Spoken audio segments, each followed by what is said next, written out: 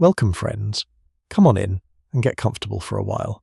Whether you are curled beneath a familiar blanket, settling into bed with your pillow just right, or simply resting in the soft evening light after a long and complicated day, I am glad you're here. Outside, perhaps the world has grown quieter. Doors have closed, lamps have dimmed, and the small noises of daytime have begun to disappear. This is a good hour for wandering somewhere far away, into another age where night arrives without electric light, and where darkness gathers slowly around stone walls, timber roofs, and narrow country roads. So, before we begin, take a moment to like the video and subscribe, but only if you genuinely enjoy these journeys into the past.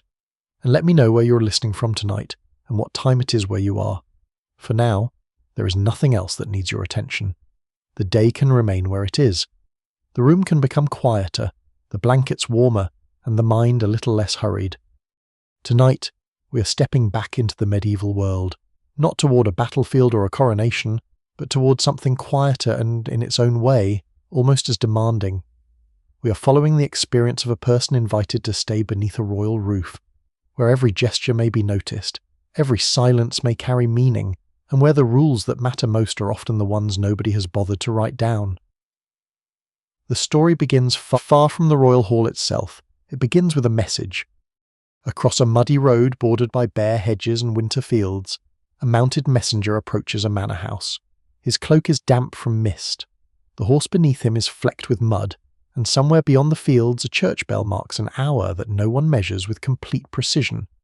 Inside the manor, rushes cover part of the floor, smoke curls beneath soot-dark rafters, and servants carry wood toward a hearth that must be fed almost constantly during the colder months. The messenger brings a royal summons. Such invitations could arrive in many forms. Some were formal written commands bearing seals. Others passed through trusted household officers or noble intermediaries.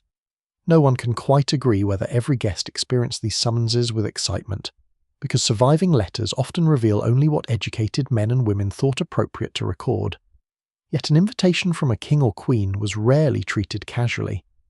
To be called to court was an honour, but honour carried weight. A noble household receiving such news might immediately begin calculating distances, expenses, suitable clothing, servants, horses, gifts, and the uncertain length of the visit. Travel was slow enough that preparation mattered. A journey of several days could require spare horses, wool cloaks, food for attendants, small amounts of coin for market tolls, and arrangements for lodging at monasteries, inns, or the houses of acquaintances along the road. The invitation might not say any of this. It did not need to. That was the first unspoken rule of royal hospitality. The guest was expected to understand that arrival itself was a performance. A person summoned to a royal residence was not simply travelling from one building to another. He or she was entering a world in which rank governed almost everything. Who rode at the front of a party? Who carried messages? How many attendants accompanied a noble visitor? And even the quality of the horse beneath the saddle could quietly communicate status. Too little display might suggest poverty or disrespect. Too much could suggest vanity. The balance was delicate. Inside the manor house, preparations begin almost at once. A steward checks stores, a servant brushes dried mud from boots, fur-lined cloaks are examined for tears, linen shirts may be washed, although laundering in winter is neither quick nor comfortable. Garments are aired near the fire, and precious pieces of clothing are shaken free of dust and stored with herbs such as lavender, rosemary, or southernwood, partly for fragrance and partly because people believe strong-smelling plants might discourage insects. Travel chests are brought out. These are not enormous trunks in the later fashionable sense, but sturdy wooden containers reinforced with iron, useful for holding garments, documents, tableware, devotional objects, and personal belongings. A wealthy traveller may carry a small prayer book.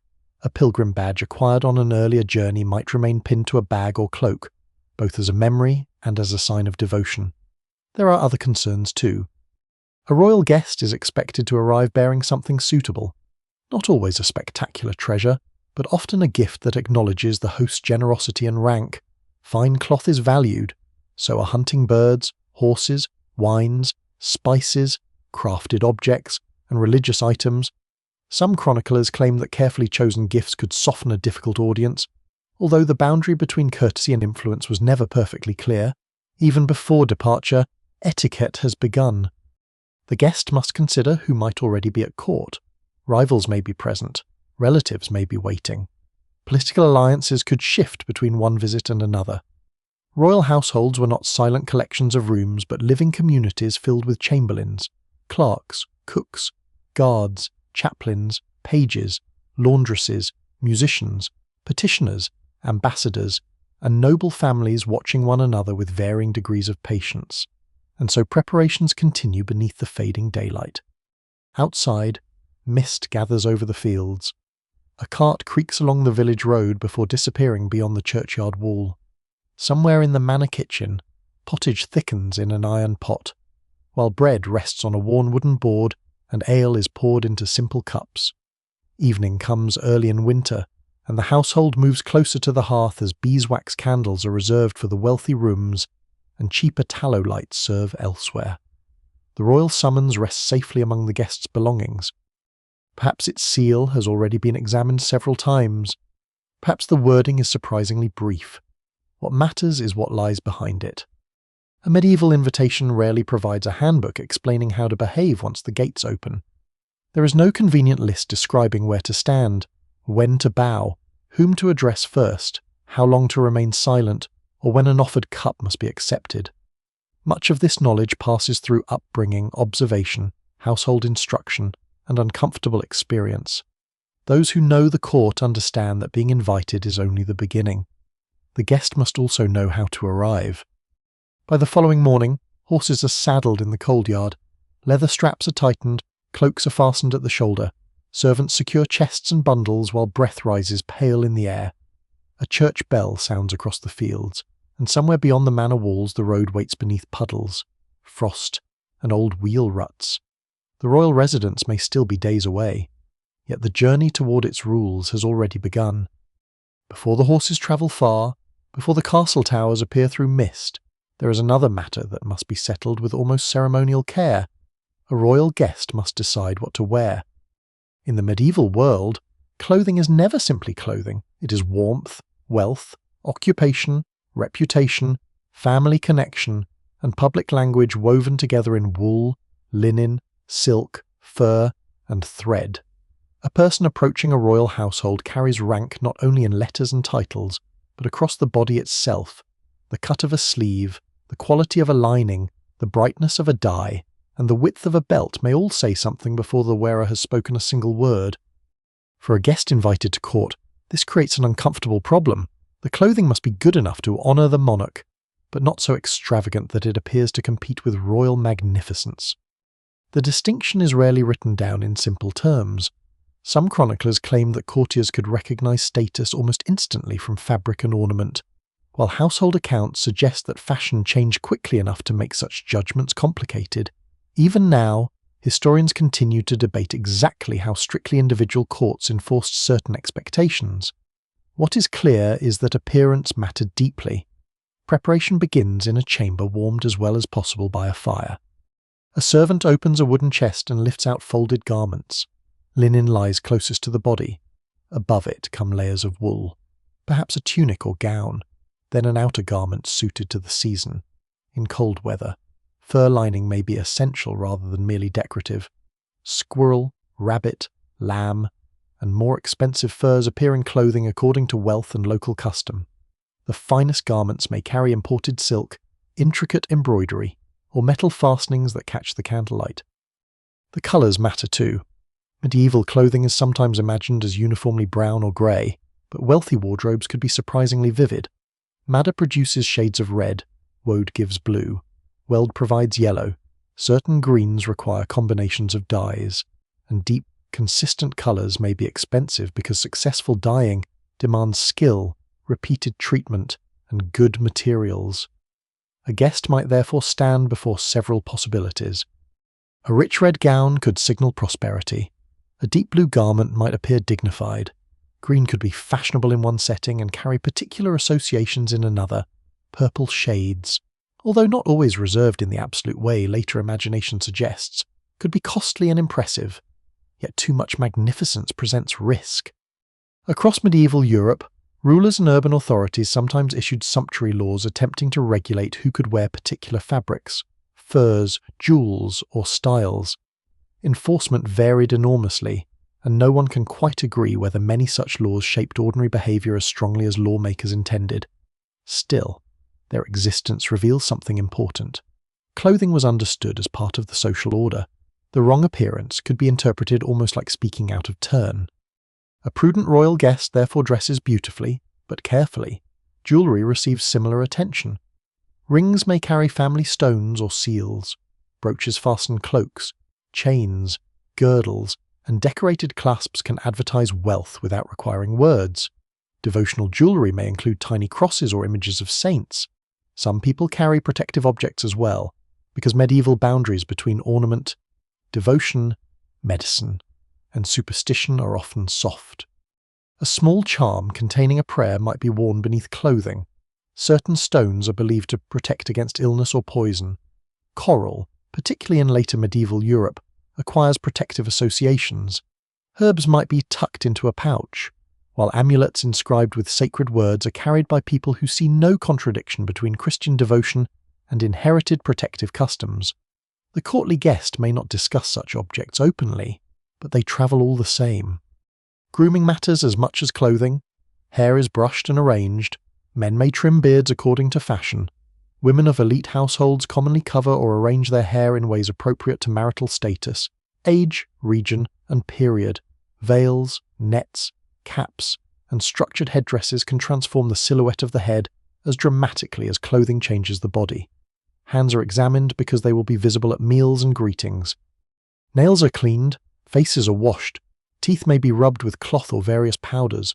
Some medieval recipes recommend mixtures involving salt, herbs, charcoal, or other substances for cleaning the mouth, though not every remedy would appeal to a modern dentist. Fragrant waters made from roses or herbs might be used by wealthy households, and combs of wood, bone, or ivory pass patiently through hair. Bathing itself is more complicated than the old claim that medieval people never washed. Washing hands and faces is routine in many settings, while full bathing varies with place, wealth, season, access to facilities, and changing attitudes toward bathhouses. A guest preparing for royal company wants to appear clean. Smell matters. Clothing may be aired, linen may be freshly changed, herbs can be placed among garments, perfumed oils and waters exist, though they are expensive. A sachet of lavender or sweet-smelling plants tucked into a chest may do quiet work during the journey. Outside the chamber, servants move through the manor with less ornament but equal purpose. One mends a seam, another checks a cloak fastening. Boots are cleaned as thoroughly as weather allows, although everyone understands that a muddy road will soon undo much of the effort. And perhaps that is one of the small ironies of medieval travel. Hours can be spent preparing the perfect appearance, only for the first mile of winter road to decorate the hem with mud. Still, the effort is not wasted. Royal etiquette begins with visible respect. As evening deepens, clothing is arranged for departure. The finest garments are protected during travel and may not be worn until the party nears the royal residence. Practical wool and weatherproof outer layers serve on the road, while court clothing remains folded in chests, wrapped against dampness as carefully as circumstances allow. Beyond the manor windows, wind moves through leafless branches. The church tower stands dark against the sky, and somewhere a dog barks once before the village becomes quiet again. Firelight softens the edges of benches, chests, and rough plaster walls. A candle burns low beside a polished metal clasp waiting to be packed. By morning, the guest will look prepared, but appearance at court is never merely about looking beautiful. It is about knowing how much beauty is safe. Too little suggests carelessness. Too much may suggest ambition. Between those two possibilities lies the narrow path every successful royal visitor hopes to follow, rich enough to honour the ruler, restrained enough to remember who stands above everyone else beneath that roof. The road to court begins before sunrise, when the world is still grey and uncertain. In the yard, horses stamp against the cold while servants tighten girths, secure bundles, and check the leather straps holding chests in place. Breath rises from people and animals alike. Pale in the morning air, the guest wears practical travelling clothes now, not the finest garments prepared the night before. A heavy wool cloak is fastened close around the shoulders, and beneath it several layers protect against wind that seems to find every opening. The household gate opens slowly. Beyond it, the road is waiting. Medieval roads vary enormously. Some follow ancient Roman routes whose foundations still survive beneath later mud and repairs. Others are little more than broad tracks linking villages, bridges, abbeys, market towns, and manor houses. In winter, they can become deeply rutted, with standing water filling the hollows left by carts. In summer, they may harden into dust and broken ridges. Travellers rarely expect comfort from them. A royal guest, even one of high rank, cannot simply glide toward court untouched by the landscape. The first hours pass through farmland. Bare hedges divide fields. Sheep gather close together beyond low fences. Smoke rises from cottages where families are beginning the morning's work. In one village, a baker has already heated an oven. Somewhere else, a woman carries water in a wooden bucket, while a child-sized bundle of firewood rests beside a doorway, though the travellers themselves pay little attention to the private rhythm of the houses they pass. The village church bell marks the morning. Bells are among the most reliable sounds of medieval life. They announce worship, danger, funerals, feast days, and the passing hours, though time itself remains less mechanically exact than it will become in later centuries. To a traveller, a bell heard across fields can offer reassurance that habitation is nearby. The road bends toward a small stone bridge. Here, progress slows. A cart has become lodged in mud near the approach, and several men are trying to free one wheel. The royal guests' party must wait behind it. Rank is meaningful, but mud has little respect for hierarchy. Such delays are ordinary. Travellers may meet cattle being driven to market, carts loaded with timber, pilgrims moving in small groups, merchants protecting packs of cloth or metal goods, and clerics travelling between religious houses. The road is a shared space, crowded in places and almost empty in others. At certain crossings, tolls are collected. These payments may support bridges, roads, town defences, or the rights of a local lord. Market tolls and passage fees vary widely, and some travellers carry written privileges granting exemption. Historians continue to debate how consistently such charges were enforced in different regions, because surviving regulations describe ideals more clearly than daily negotiations. A prudent household steward keeps coin ready anyway. Arguments at a bridge are rarely an elegant beginning to a royal visit. By midday, the travellers stop near a roadside shrine. Such places can be simple: a cross, a carved image, a small chapel, or a sheltered niche containing the figure of a saint. Travellers might pause briefly to pray for protection. A few leave a coin. Others touch a badge carried from an earlier pilgrimage or murmur familiar prayers before continuing. The journey itself carries risk. Robbery is possible, though the danger should not be exaggerated into a world where every hedge hides an outlaw. Horses can stumble, wheels can break, rivers can rise, weather can turn quickly. Illness may begin far from home. Bridges may be damaged, and unfamiliar roads can lead a party several miles from the intended route. For these reasons, many travellers prefer company. A noble guest may be accompanied by servants, armed retainers, a secretary or clerk, and perhaps other members of the household. The size of the group depends on wealth, purpose, and distance. Too large a company becomes expensive and difficult to lodge. Too small a one may appear unimpressive or leave the traveller vulnerable. Again, the balance matters. As afternoon approaches, the party enters woodland. The road narrows beneath bare branches, hooves strike exposed roots, damp leaves collect at the edges of the track, and light fades earlier here than in open country. Forests belong not only to nature but to law. Many wooded regions are managed for timber, grazing, hunting, and royal or noble privilege. Taking a deer or cutting certain resources without permission can be a serious offence. The travellers do not stop for long. A small charm may hang from one servant's neck, perhaps a scrap containing sacred words meant to protect against sudden misfortune. Such objects are difficult to classify neatly. Some clergy condemn particular charms, while others tolerate formulas that invoke saints, crosses, or prayers. No one can quite agree where ordinary medieval people themselves drew the boundary between faith and superstition. By evening, the party reaches an abbey. Religious houses frequently offer hospitality, especially to travellers of status or those carrying recommendations. The treatment of guests is shaped by custom, available resources, and rank. A noble visitor may receive a private chamber or a place in a guest house, while poorer travellers might be sheltered more simply. Inside the abbey walls, the rhythm changes.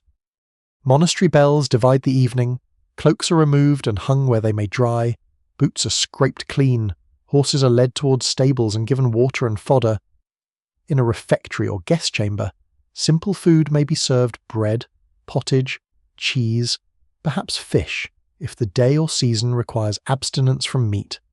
Smoked fish travels well and appears often in medieval diets, particularly when fresh meat is unavailable or religious observance restricts it. The guest eats from a trencher or wooden plate, perhaps sharing salt from a communal container. Ale or weak wine may accompany the meal, depending on region and household. There is warmth here, but not luxury.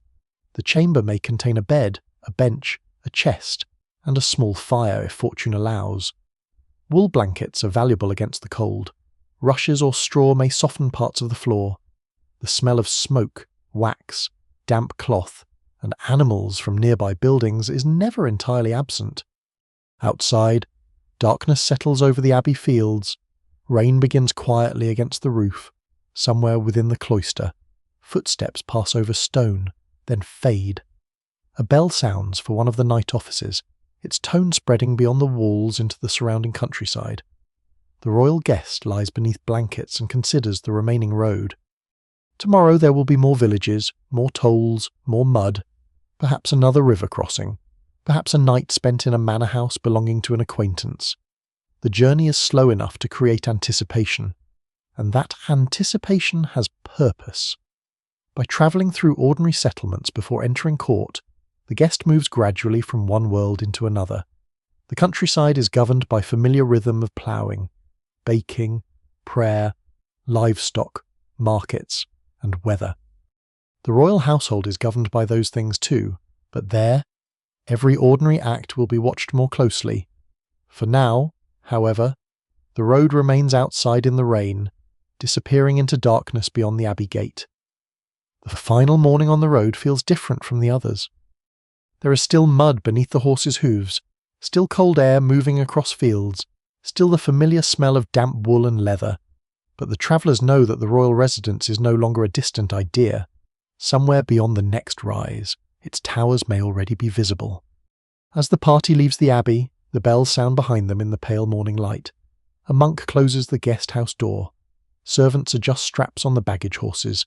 Cloaks are fastened against the wind, and the royal guest rides at the centre of the small procession, outwardly calm but increasingly aware that the easy anonymity of the road is ending.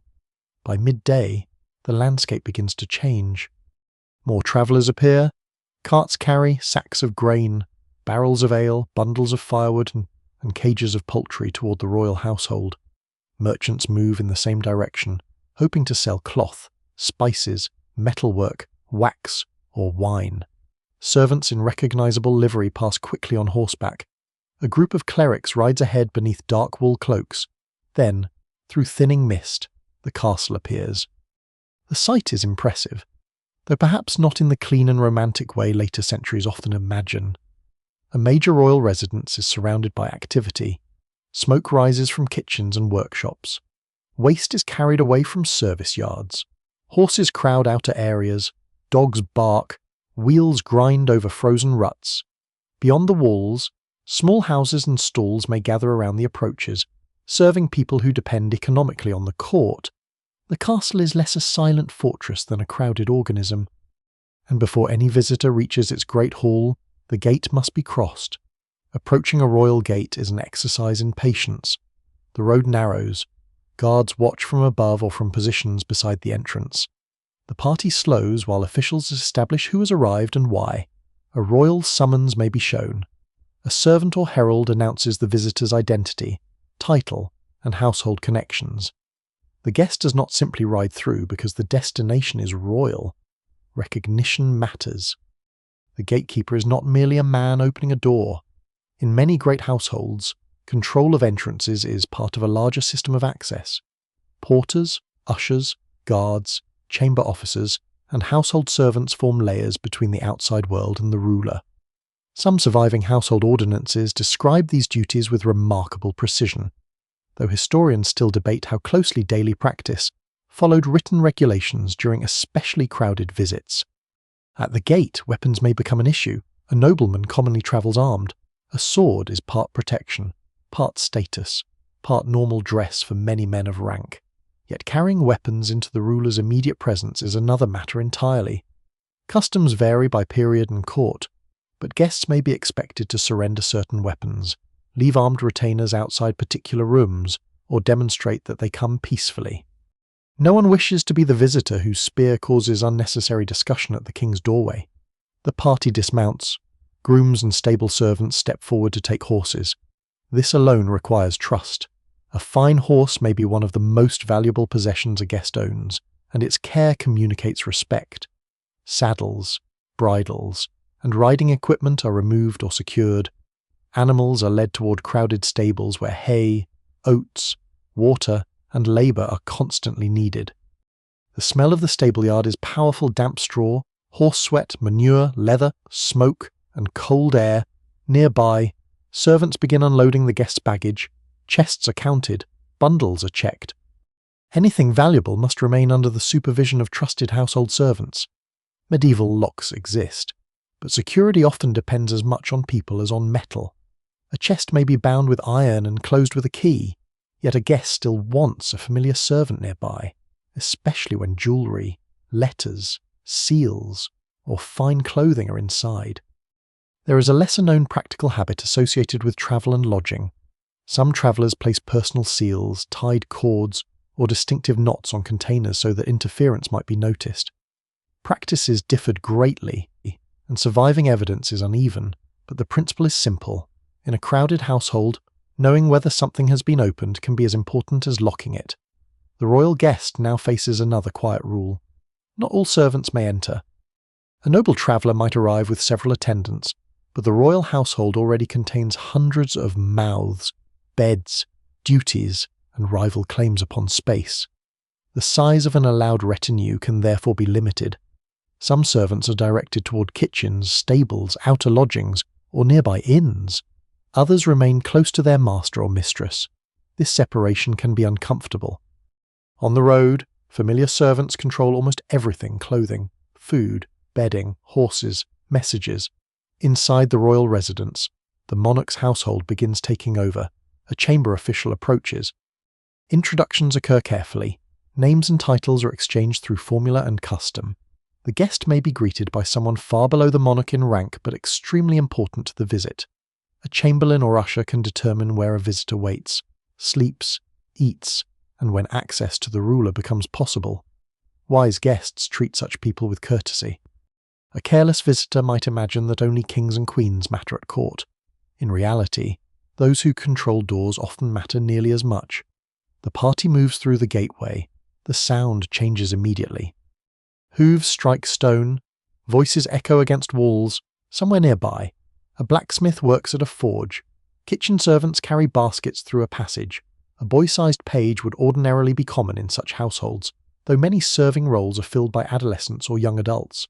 For the royal guest, however, they blend into the wider machinery of service and ceremony. The inner yard is busy. Bundles of rushes are being carried toward rooms where old floor covering will be replaced.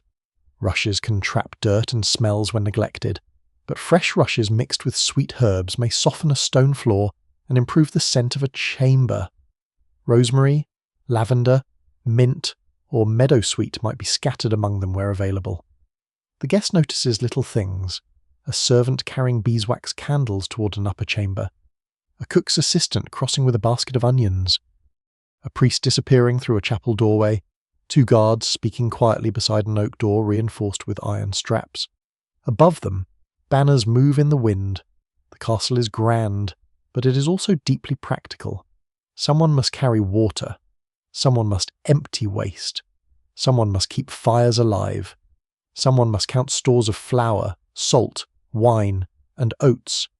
Royal magnificence depends on hundreds of ordinary tasks being completed without attracting attention. By late afternoon, the visitor is finally shown toward temporary quarters or a waiting chamber. The finest clothes remain packed for the moment. There may still be time before any royal audience, perhaps hours, perhaps until the following day. No one can quite agree how often important visitors were deliberately kept waiting as a political gesture rather than because royal households were simply busy. Both possibilities certainly existed. Delay could communicate rank.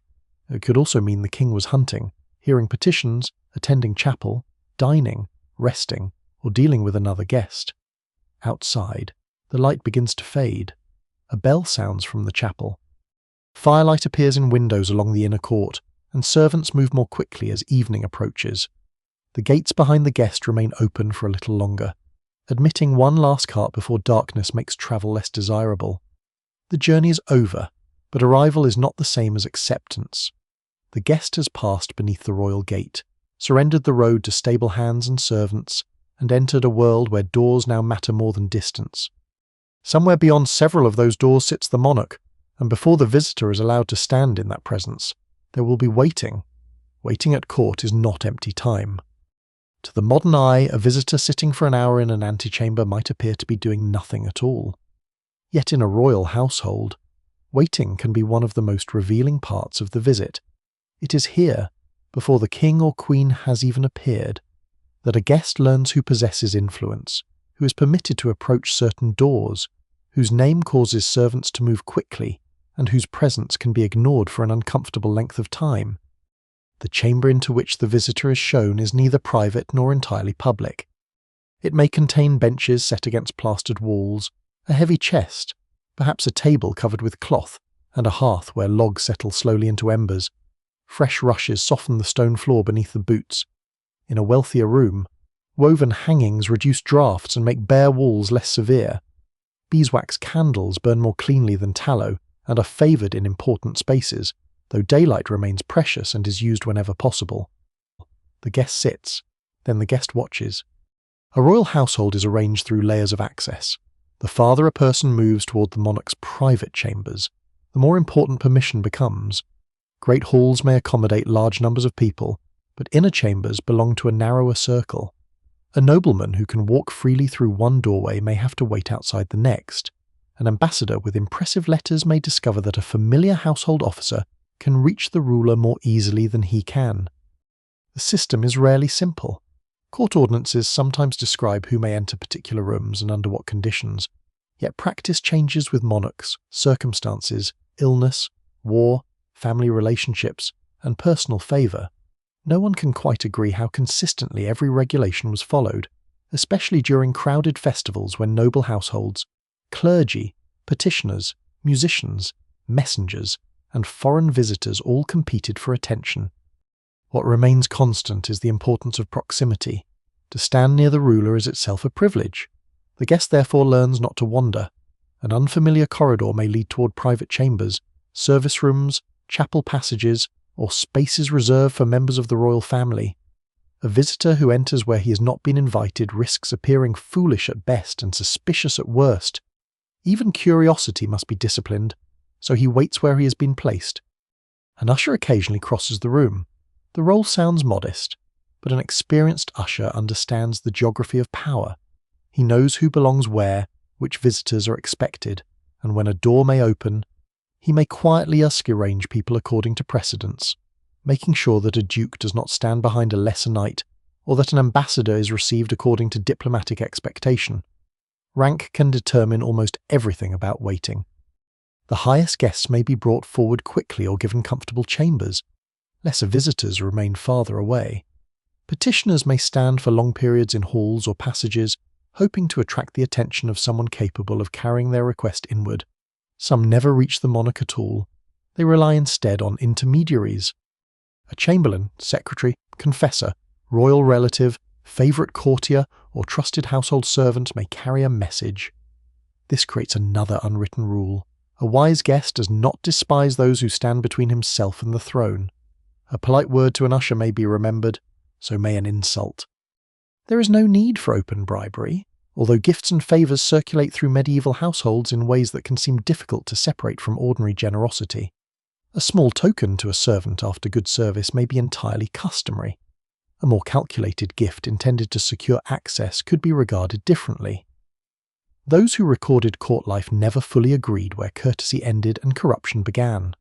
While waiting, the visitor may be offered refreshment. A servant carries ale or wine into the chamber, perhaps with bread, dried fruit, or small portions of food depending on the hour. The guest accepts carefully. Refusing hospitality without reason can appear unfriendly, but consuming too much while waiting for an audience is equally unwise. The cup itself may be significant.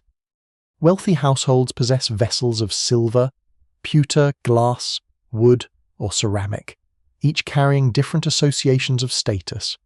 Shared drinking vessels are common in many settings, though the highest households may provide more elaborate service.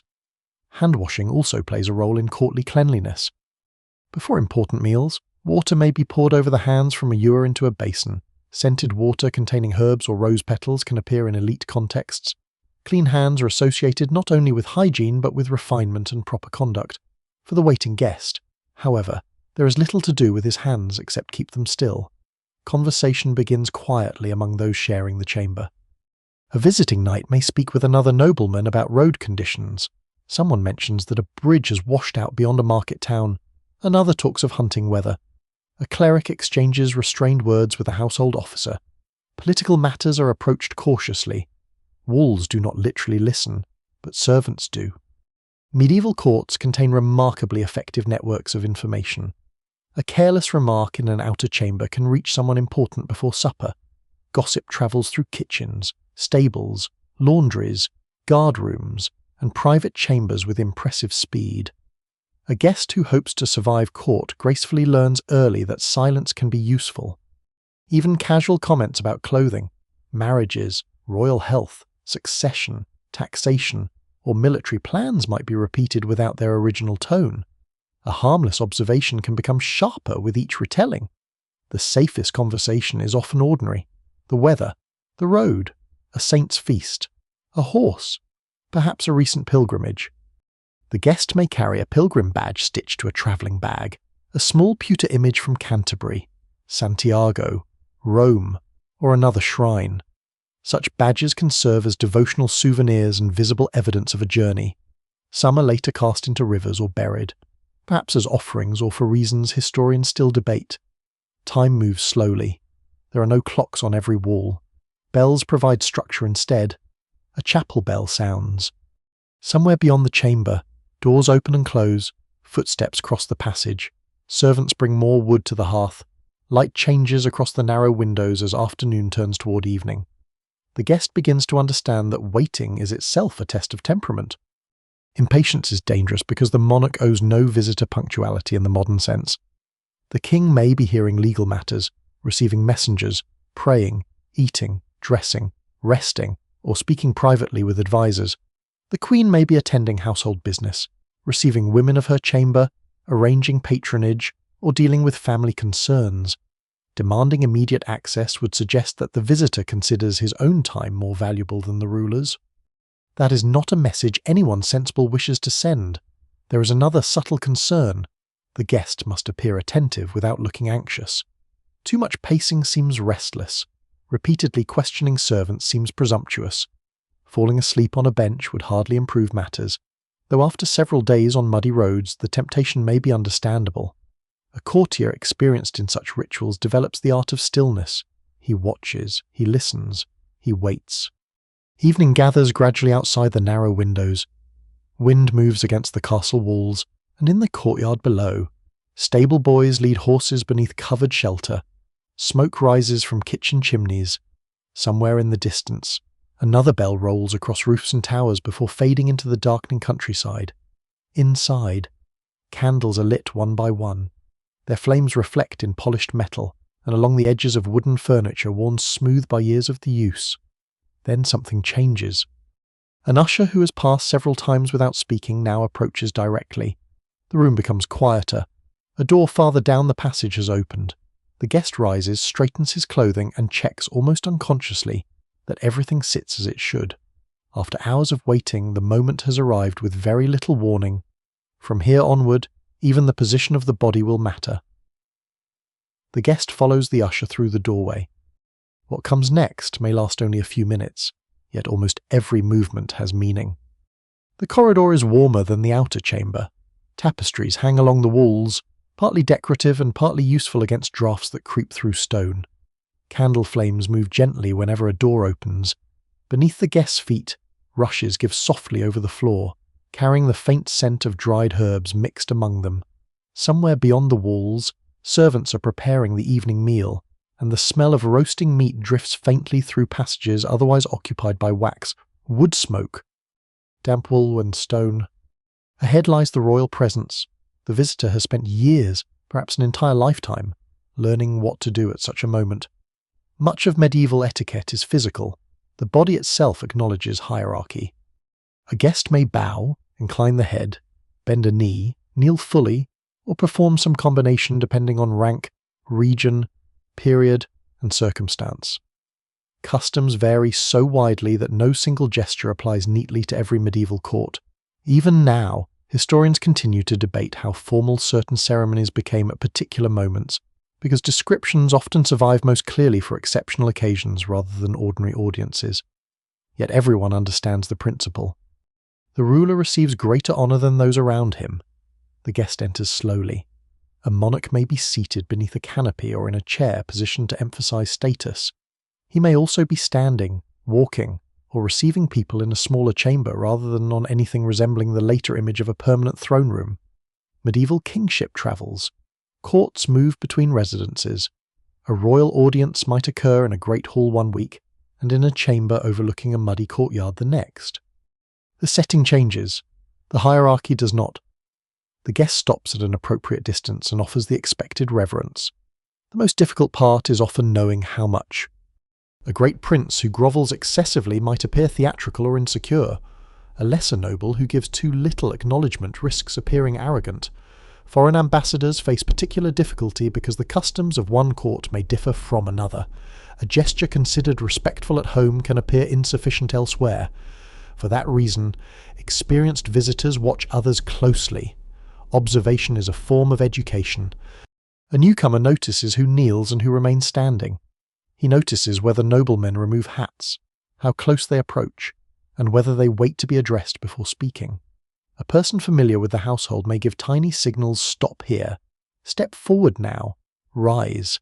Such guidance can save embarrassment. Forms of address are equally important. Calling a ruler by the wrong title is not simply a grammatical mistake. Titles express political realities, claims, territories, and dignity. Kings, queens, dukes, bishops, princes, counts, abbots, and great ladies inhabit a world where naming rank correctly helps preserve social order. A royal guest must know not only how to address the monarch, but also how to address everyone around the monarch. This can be surprisingly complicated. A powerful duke may expect a particular form of courtesy. A bishop combines spiritual and social authority. The monarch's mother, brother, uncle, wife, or heir may stand in a position that is obvious to insiders but confusing to strangers.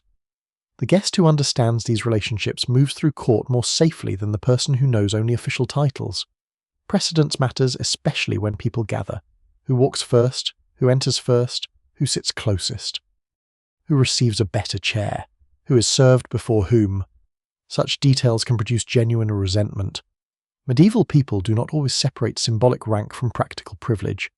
A seat nearer the ruler means visibility. Being served earlier signals importance. Walking ahead of another noble may imply superiority. Even the position of a place at table can become a public statement. Some chroniclers described fierce disputes over precedence, although those accounts often focus on memorable quarrels precisely because they were unusual enough to record. No one can quite agree how frequently ordinary gatherings descended into such arguments. Most experienced courtiers probably avoided open conflict by learning the rules before reaching the room. The guest therefore pays attention to chairs. Furniture can carry hierarchy. A simple bench may hold several people. Stools are common. Chairs with backs can be signs of greater dignity in certain settings, while the ruler occupies the most distinguished seat. Cushions, carpets, raised platforms, and canopies may further mark difference. Sitting without invitation is dangerous. So is sitting in the wrong place. A guest waits until someone indicates where he belongs. Even when standing, distance from the ruler matters. Too far away and conversation becomes difficult. Too close and the visitor may invade a space protected by custom and security. Chamber servants and guards help maintain this invisible boundary. There is also the matter of touch. A monarch may offer a hand to be kissed, allow an embrace, touch a guest's shoulder, or greet a favoured visitor with warmth. Such gestures are rarely casual. They communicate familiarity and favour. The guest should not assume them. He responds to what is offered. This restraint extends to eye contact as well. Medieval sources do not provide one universal rule about where a person should look during an audience. Some advice literature values modest lowered eyes, especially in particular religious or gendered contexts, while courtly confidence may require attentive engagement. Those who recorded these customs never fully agreed, and practice surely varied. The safest behaviour is controlled attentiveness. The guest listens. He speaks when invited. If he carries a petition, letter, or gift, it may be presented through an officer rather than thrust directly toward royal hands. Objects pass through protocol as people do. A sealed letter is particularly significant. Wax seals serve as marks of identity and authority, and damaging one carelessly could compromise the document. Rings and seal matrices are therefore guarded carefully. A noble traveller may carry a personal seal in a pouch or small container, because losing it creates the possibility that another person might imitate his authority. Some households take additional precautions by breaking or cancelling old seals when their owners die. It is a small object with large consequences. The audience continues. Perhaps the monarch asks about the journey. The guest answers briefly. Perhaps the king mentions the weather, a local dispute, the condition of roads, or news from another lord. Even seemingly simple conversation may carry a test. A wise guest does not answer more broadly than necessary. Around the room, others remain quiet. A clerk waits near a table. A chamberlain watches the exchange. A servant tends the fire, moving a piece of wood with an iron poker as unobtrusively as possible. A cup stands ready if wine is requested. Royal ceremony exists alongside ordinary domestic work. The fire still needs tending. Candles still need trimming. Someone must eventually remove dirty rushes from the floor. Someone else will carry out the chamber pot before morning. The contrast is part of medieval court life. Magnificence depends upon labour constantly happening just beyond attention. Outside, night has settled over the castle. Moonlight catches along the upper walls, while watchfires burn in guarded places. From somewhere beyond the gates comes the faint sound of a horse moving in the stable yard. Then a chapel bell begins to sound, slow and measured, its notes passing through stone corridors and over the dark fields beyond. Inside the royal chamber, the guest remains still. At last, the monarch gives some sign that the audience is ending. This too must be recognised. The visitor does not linger unnecessarily. He bows again, or offers the appropriate reverence, and withdraws without turning the moment into something larger than it is. Only once the door has closed behind him does the tension ease slightly. He has crossed one of the most delicate thresholds of royal hospitality without stumbling over an invisible rule. But courtly etiquette does not end when the knees straighten. Now that the ruler has seen him, another challenge begins. He must learn how to speak in a place where almost every word can travel farther than intended. Once the first audience is over, the royal guest enters a subtler part of court life. There are fewer obvious gestures now. No usher needs to point out where to kneel. No gatekeeper asks for a name. The dangers become quieter, carried instead in conversation. A medieval court is full of voices. They gather beside hearths, in covered galleries, around tables near chapel doors, along garden walks, and in the corners of great halls after meals. People speak about marriages, inheritances, weather, hunting, land disputes, journeys, illness, feast days, appointments, and rumours from distant regions. A traveller may hear news about a rebellion before it reaches his own estate, or learn that a noble marriage is being discussed long before any formal announcement is made. Yet knowing something and speaking about it are very different things. The royal guest quickly discovers that one of the most useful courtly skills is restraint. Conversation begins innocently enough. A nobleman asks how difficult the roads were. Another wonders whether the recent rain has damaged the wheat. Someone complains mildly about a horse that lost a shoe 2 days earlier. These subjects are safe because they reveal little. They allow people to judge temperament, courtesy, and confidence without entering dangerous territory. Then someone mentions a name. The atmosphere may change almost invisibly. Perhaps the name belongs to a lord who has recently fallen from favour. Perhaps it belongs to a royal cousin whose ambitions are being discussed. Perhaps the person is absent from court for reasons nobody quite understands. A careful guest does not rush to fill the silence. Royal households are dense networks of relationships. A man who seems to be merely another courtier may be the brother of a chamberlain, the cousin of a bishop, or a former household servant of the queen. A woman sitting quietly near a window may belong to a family connected by marriage to 3 powerful noble houses. It is impossible to know every connection. For that reason, gossip is dangerous. Medieval courts often depend on rumour because official information moves slowly and rulers sometimes deliberately keep intentions private. Some chroniclers claimed that courts were almost sustained by whispers, although such writers may have exaggerated intrigue because intrigue makes memorable history. Even now, historians continue to debate how far casual gossip influenced formal political decisions.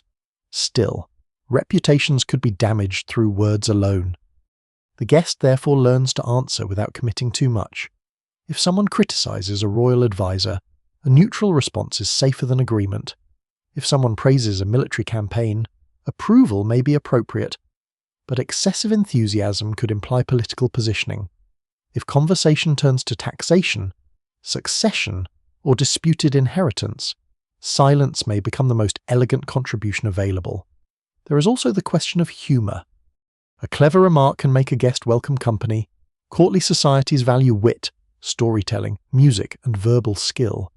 Yet jokes require care because laughter itself can create alliances and offences. Mocking a servant may seem cruel. Mocking a nobleman may be remembered. Mocking the ruler is obviously dangerous unless the monarch has clearly invited a particular kind of familiarity. Professional jesters sometimes enjoy greater freedom, although even their freedom has limits. A visiting noble does not possess the jester's protection, so the safest humour tends to concern ordinary inconveniences, stubborn horses, miserable weather, or the persistence of mud. Mud, at least, rarely has relatives at court. Conversation around meals brings another set of difficulties. Wine and ale loosen speech. A guest who drinks too freely may begin explaining opinions that seemed much wiser before the second cup. Medieval moral writers frequently warn against drunkenness, though drinking customs differ across regions and households. Wine is common in many elite settings, while ale dominates elsewhere. Some beverages may be diluted, spiced, warmed, or mixed depending on place and season. The important rule is not necessarily abstinence, it is control. To remain pleasant without becoming careless is a mark of discipline. The royal guest also needs to understand the difference between public and private speech. Something said in a chamber among 5 people may feel confidential, yet servants move constantly through such spaces. A page brings candles, a groom arrives with news about horses, a laundress collects linen, a clerk stands near a desk copying documents. Few rooms remain truly private for long. Servants hear more than nobles sometimes realise. Their knowledge can travel through the household with remarkable speed. In kitchens, people exchange scraps of information while turning spits and chopping onions. In stables, grooms hear where noblemen intend to ride. In laundries, clothing itself can reveal illness, travel, or unusual activity. Messengers carry words between chambers. Confessors and chaplains occupy a different moral position, but they too stand close to the private lives of the powerful. A guest who speaks carelessly in front of servants may discover that his words reach another chamber before he does. There are quieter beliefs surrounding speech as well. Certain medieval people consider words to possess more than social power. Blessings, curses, oaths, and sacred formulas may be treated with deep seriousness. Swearing falsely upon a relic or sacred object is not merely rude, it risks spiritual consequences. Legal and political promises can invoke saints, gospels, crosses, or holy remains as witnesses. Saints' relics are especially powerful symbols. A small bone, fragment of cloth, or object associated with a holy person might be preserved in a jeweled reliquary and carried in procession or displayed in chapel. Some people believe that lying before such objects invites divine punishment. Others seek healing by touching reliquaries, drinking water associated with shrines, or carrying small devotional tokens. No one can quite agree how literally every medieval person accepted every miraculous story surrounding relics, but the language of sacred obligation is everywhere. This affects conversation. An oath should not be offered lightly. A promise made before witnesses can shape reputation long after the moment has passed. Even flattery requires moderation. Praising the ruler is expected in many contexts. Royal virtues such as generosity, justice, courage, piety, and wisdom appear constantly in courtly language. But praise can become so elaborate that it seems false. Experienced monarchs have heard compliments for years. A guest who praises too loudly may look like someone asking for something. And often, of course, he is. Petitions are a normal part of royal life. Visitors come seeking offices, pardons, land rights, favourable judgments, marriage permissions, financial relief, or support in disputes. Yet a wise petitioner rarely begins immediately with the request. Timing matters. The guest waits for an appropriate audience or works through someone already trusted by the ruler. To ask at the wrong moment may appear insensitive. A king returning exhausted from hunting may not welcome a long land dispute. A queen preparing for chapel may have little patience for a complicated family petition. Courtly speech therefore depends on reading mood as much as hierarchy. The guest watches faces. He notices whether the ruler appears tired, amused, distracted, or impatient. He listens to the pace of conversation. He learns when a short answer is enough. Outside, evening gathers over the castle once again. Rain taps lightly against wooden shutters. Beyond the walls, the surrounding settlement grows quiet as market stalls close and carts disappear from the road. In the courtyard, torchlight trembles on wet stone while a watchman crosses beneath the gate tower. Inside, the hall is warmer. A fire settles into glowing embers. Beeswax candles throw steady light over carved cups, wool sleeves, polished belts, and tired faces. Somewhere a musician tests a stringed instrument softly before the later meal.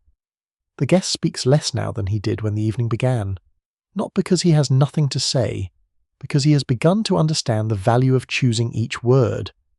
At court, speech can open a door, close one, mend an offence, create another, reveal loyalty, expose ambition, or betray a confidence that was never meant to travel beyond the room. And in a household where almost everyone listens, the safest guest is often the one who knows when to stop talking. By the time the royal guest enters the great hall for the evening meal, the castle has changed character. The business of audiences, petitions, horses, and messengers has softened into something more ceremonial. Fires burn brighter, candles multiply along tables and wall brackets. Servants move with greater urgency through side passages, carrying platters, pitchers, baskets of bread, and heavy vessels that have been polished for display. The smell of roasting meat mingles with smoke, wax, herbs, damp wool, and the faint sweetness of wine. A banquet is not merely a meal, it is a public arrangement of power. The first rule is therefore simple. Even if nobody says it aloud, do not choose a seat. Seating reflects rank, relationship, and favour. The highest table, often placed on a raised platform or dais, belongs to the ruler and the most honoured guests. Others sit farther away according to status. A visitor who mistakes one place for another may cause more than embarrassment. Where a person sits tells everyone in the room where that person stands. Ushers and household officers help prevent confusion. The guest waits to be shown where to go. At the highest table, seating can become especially delicate. A royal relative, ambassador, bishop, duke, visiting prince, or favoured courtier may each expect precedence. Some chroniclers described arguments over table positions with astonishing seriousness, though historians continue to debate how often such disputes truly disrupted ordinary meals. What survives most clearly are the memorable incidents, not the many dinners that passed without conflict. Still, experienced guests know better than to improvise. Before eating, hands are washed. This is not an optional decoration of courtly life. Medieval dining often involves direct contact with food, shared dishes, and bread used in place of modern plates, making clean hands both practical and socially important. A servant approaches carrying a basin and ewer. Water is poured over the hands rather than requiring everyone to dip into a common bowl. In wealthy households, the water may be scented with herbs or flowers, rosemary, Sage, or rosewater could be used. Depending on availability and custom, fine towels are offered afterward. There is etiquette even here. Higher-ranking people wash first. The guest watches others and follows their example. Once seated, the arrangement of the table reveals another world of rules. A trencher may serve as the eating surface. Earlier in the medieval period, this can be a thick slice of stale bread. Later, wooden or metal plates become increasingly common in elite households, depending on region and date. Bread trenchers soaked with sauces and meat juices are sometimes given afterward to servants or the poor. Though no one can quite agree how universal this practice was, knives are expected. Forks are much less common in much of medieval Western Europe. Though their use varies by place and period, guests may bring personal knives, while spoons are used for soups and softer dishes. Meat is often cut and shared. Sharing itself has rules. 2 people might be seated closely enough to share dishes, salt, or a drinking vessel. A guest should not seize the best portion before others of equal or greater rank have been served, nor should he reach awkwardly across the table when a servant can assist. Courtesy is displayed through small acts. Bread may be broken rather than bitten directly from a communal loaf. Bones should not be thrown carelessly onto the table. Fingers should not be wiped on fine tablecloths when napkins or towels are available. Medieval courtesy manuals occasionally offer wonderfully specific warnings about unpleasant habits, suggesting that those habits must have occurred often enough to require correction. One should not scratch excessively. One should not spit across the table. One should not return half-chewed food to a shared dish. The existence of such advice is oddly reassuring. Even people surrounded by heraldry, silver vessels, and royal ceremony occasionally needed reminders about basic manners. The first courses arrive. A royal banquet can include extraordinary abundance, though not every meal is enormous. Meat may include beef, pork, mutton, venison, poultry, or game, depending on season, privilege, and circumstance. Fish becomes particularly important on fasting days, when religious rules restrict meat from warm-blooded animals. Pike, eel, herring, salmon, cod, and other fish appear in elite accounts. Smoked and salted fish allow food to travel considerable distances. Spices provide both flavor and status.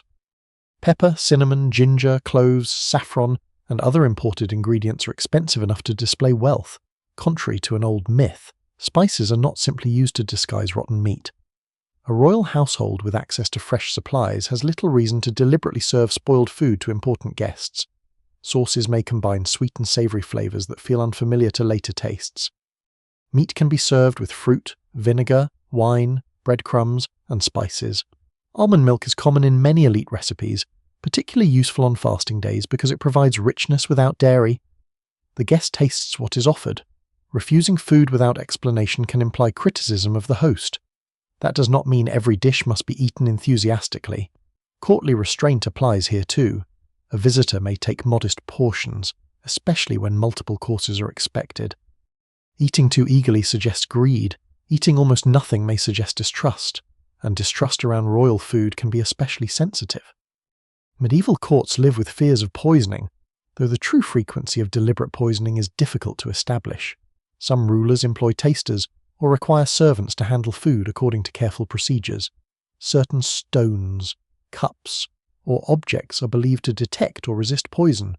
Unicorn horn, often actually narwhal tusk, later gains a reputation as a protective substance among wealthy Europeans. Such beliefs seem strange now, but in a world without modern toxicology, invisible danger invites imaginative defenses. No one can quite agree how sincerely every elite owner believed in the protective power of such objects. Their possession may have been partly precaution, partly prestige. The royal guest, however, should never make a theatrical display of suspicion. He does not inspect each cup as though expecting murder. He accepts hospitality. Wine is poured. The cup may pass between people depending on custom. The guest drinks carefully, remembering what he has already learned about loose conversation. A banquet may last for hours. Cups are refilled. Musicians perform. Servants enter and leave continuously.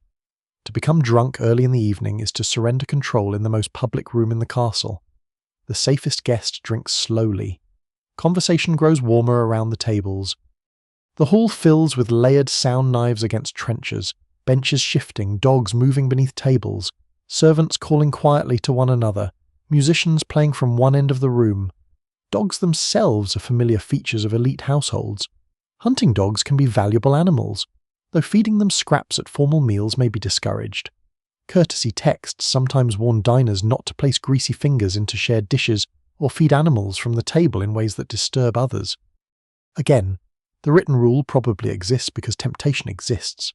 Outside, wind moves along the battlements. Beyond narrow windows, the courtyard lies dark beneath scattered torchlight. The surrounding village is nearly asleep now, with only watchfires and the occasional lamp breaking the darkness. Somewhere farther away, a monastery bell sounds across the fields.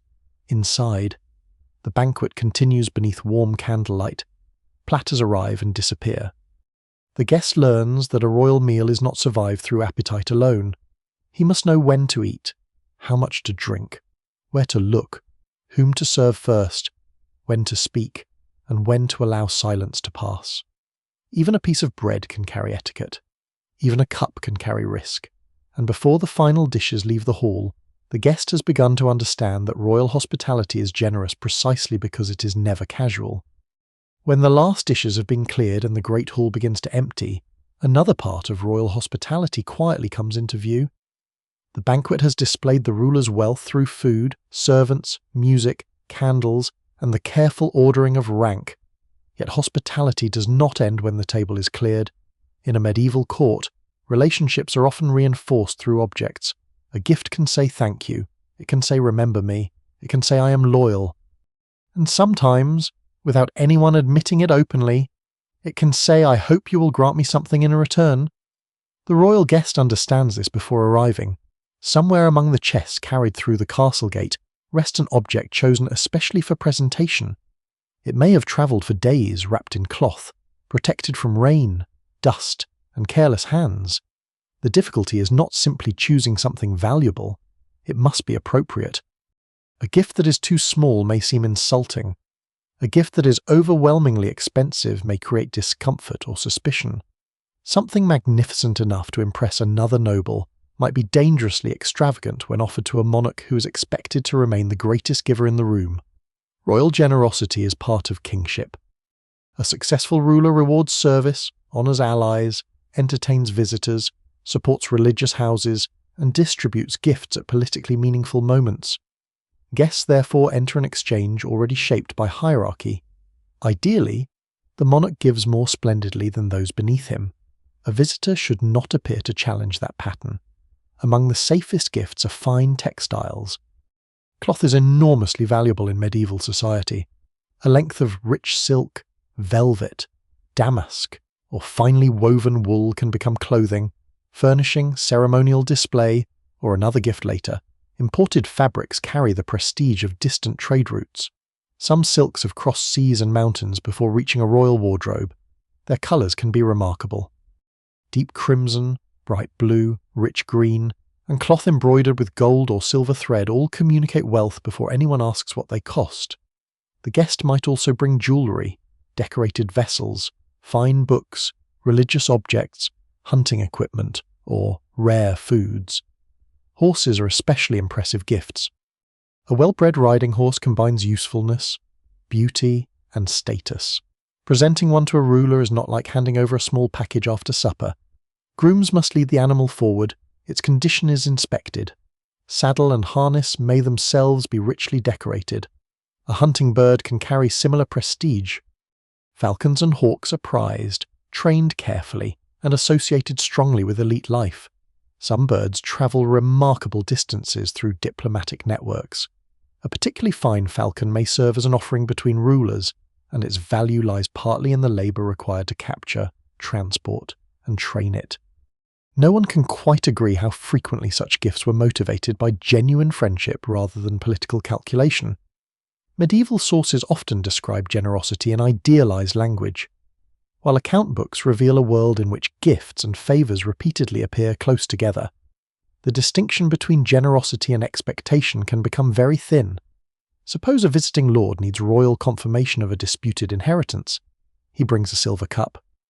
A few days later, his petition receives attention. Was the cup a courteous gesture?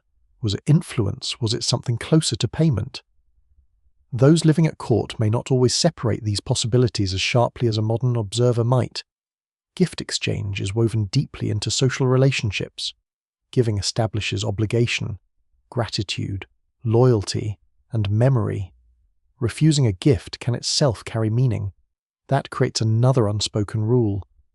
If the monarch gives something, the guest receives it graciously, even when the object is not particularly useful. Perhaps it is a piece of cloth in a colour the visitor would never have chosen. Perhaps it is a cup, a belt, a jewelled brooch, a horse, or money. Royal gifts are not judged merely by practicality. To receive one is to receive visible favour. The recipient should show appreciation without appearing greedy. Too little gratitude is rude. Too much may look theatrical. Again, courtly success lives in the narrow space between extremes. There are occasions when gifts become especially important. Christmas and New Year customs in some medieval courts involve elaborate exchanges. Religious feast days, weddings, diplomatic visits, royal births, military victories, and departures can all generate giving.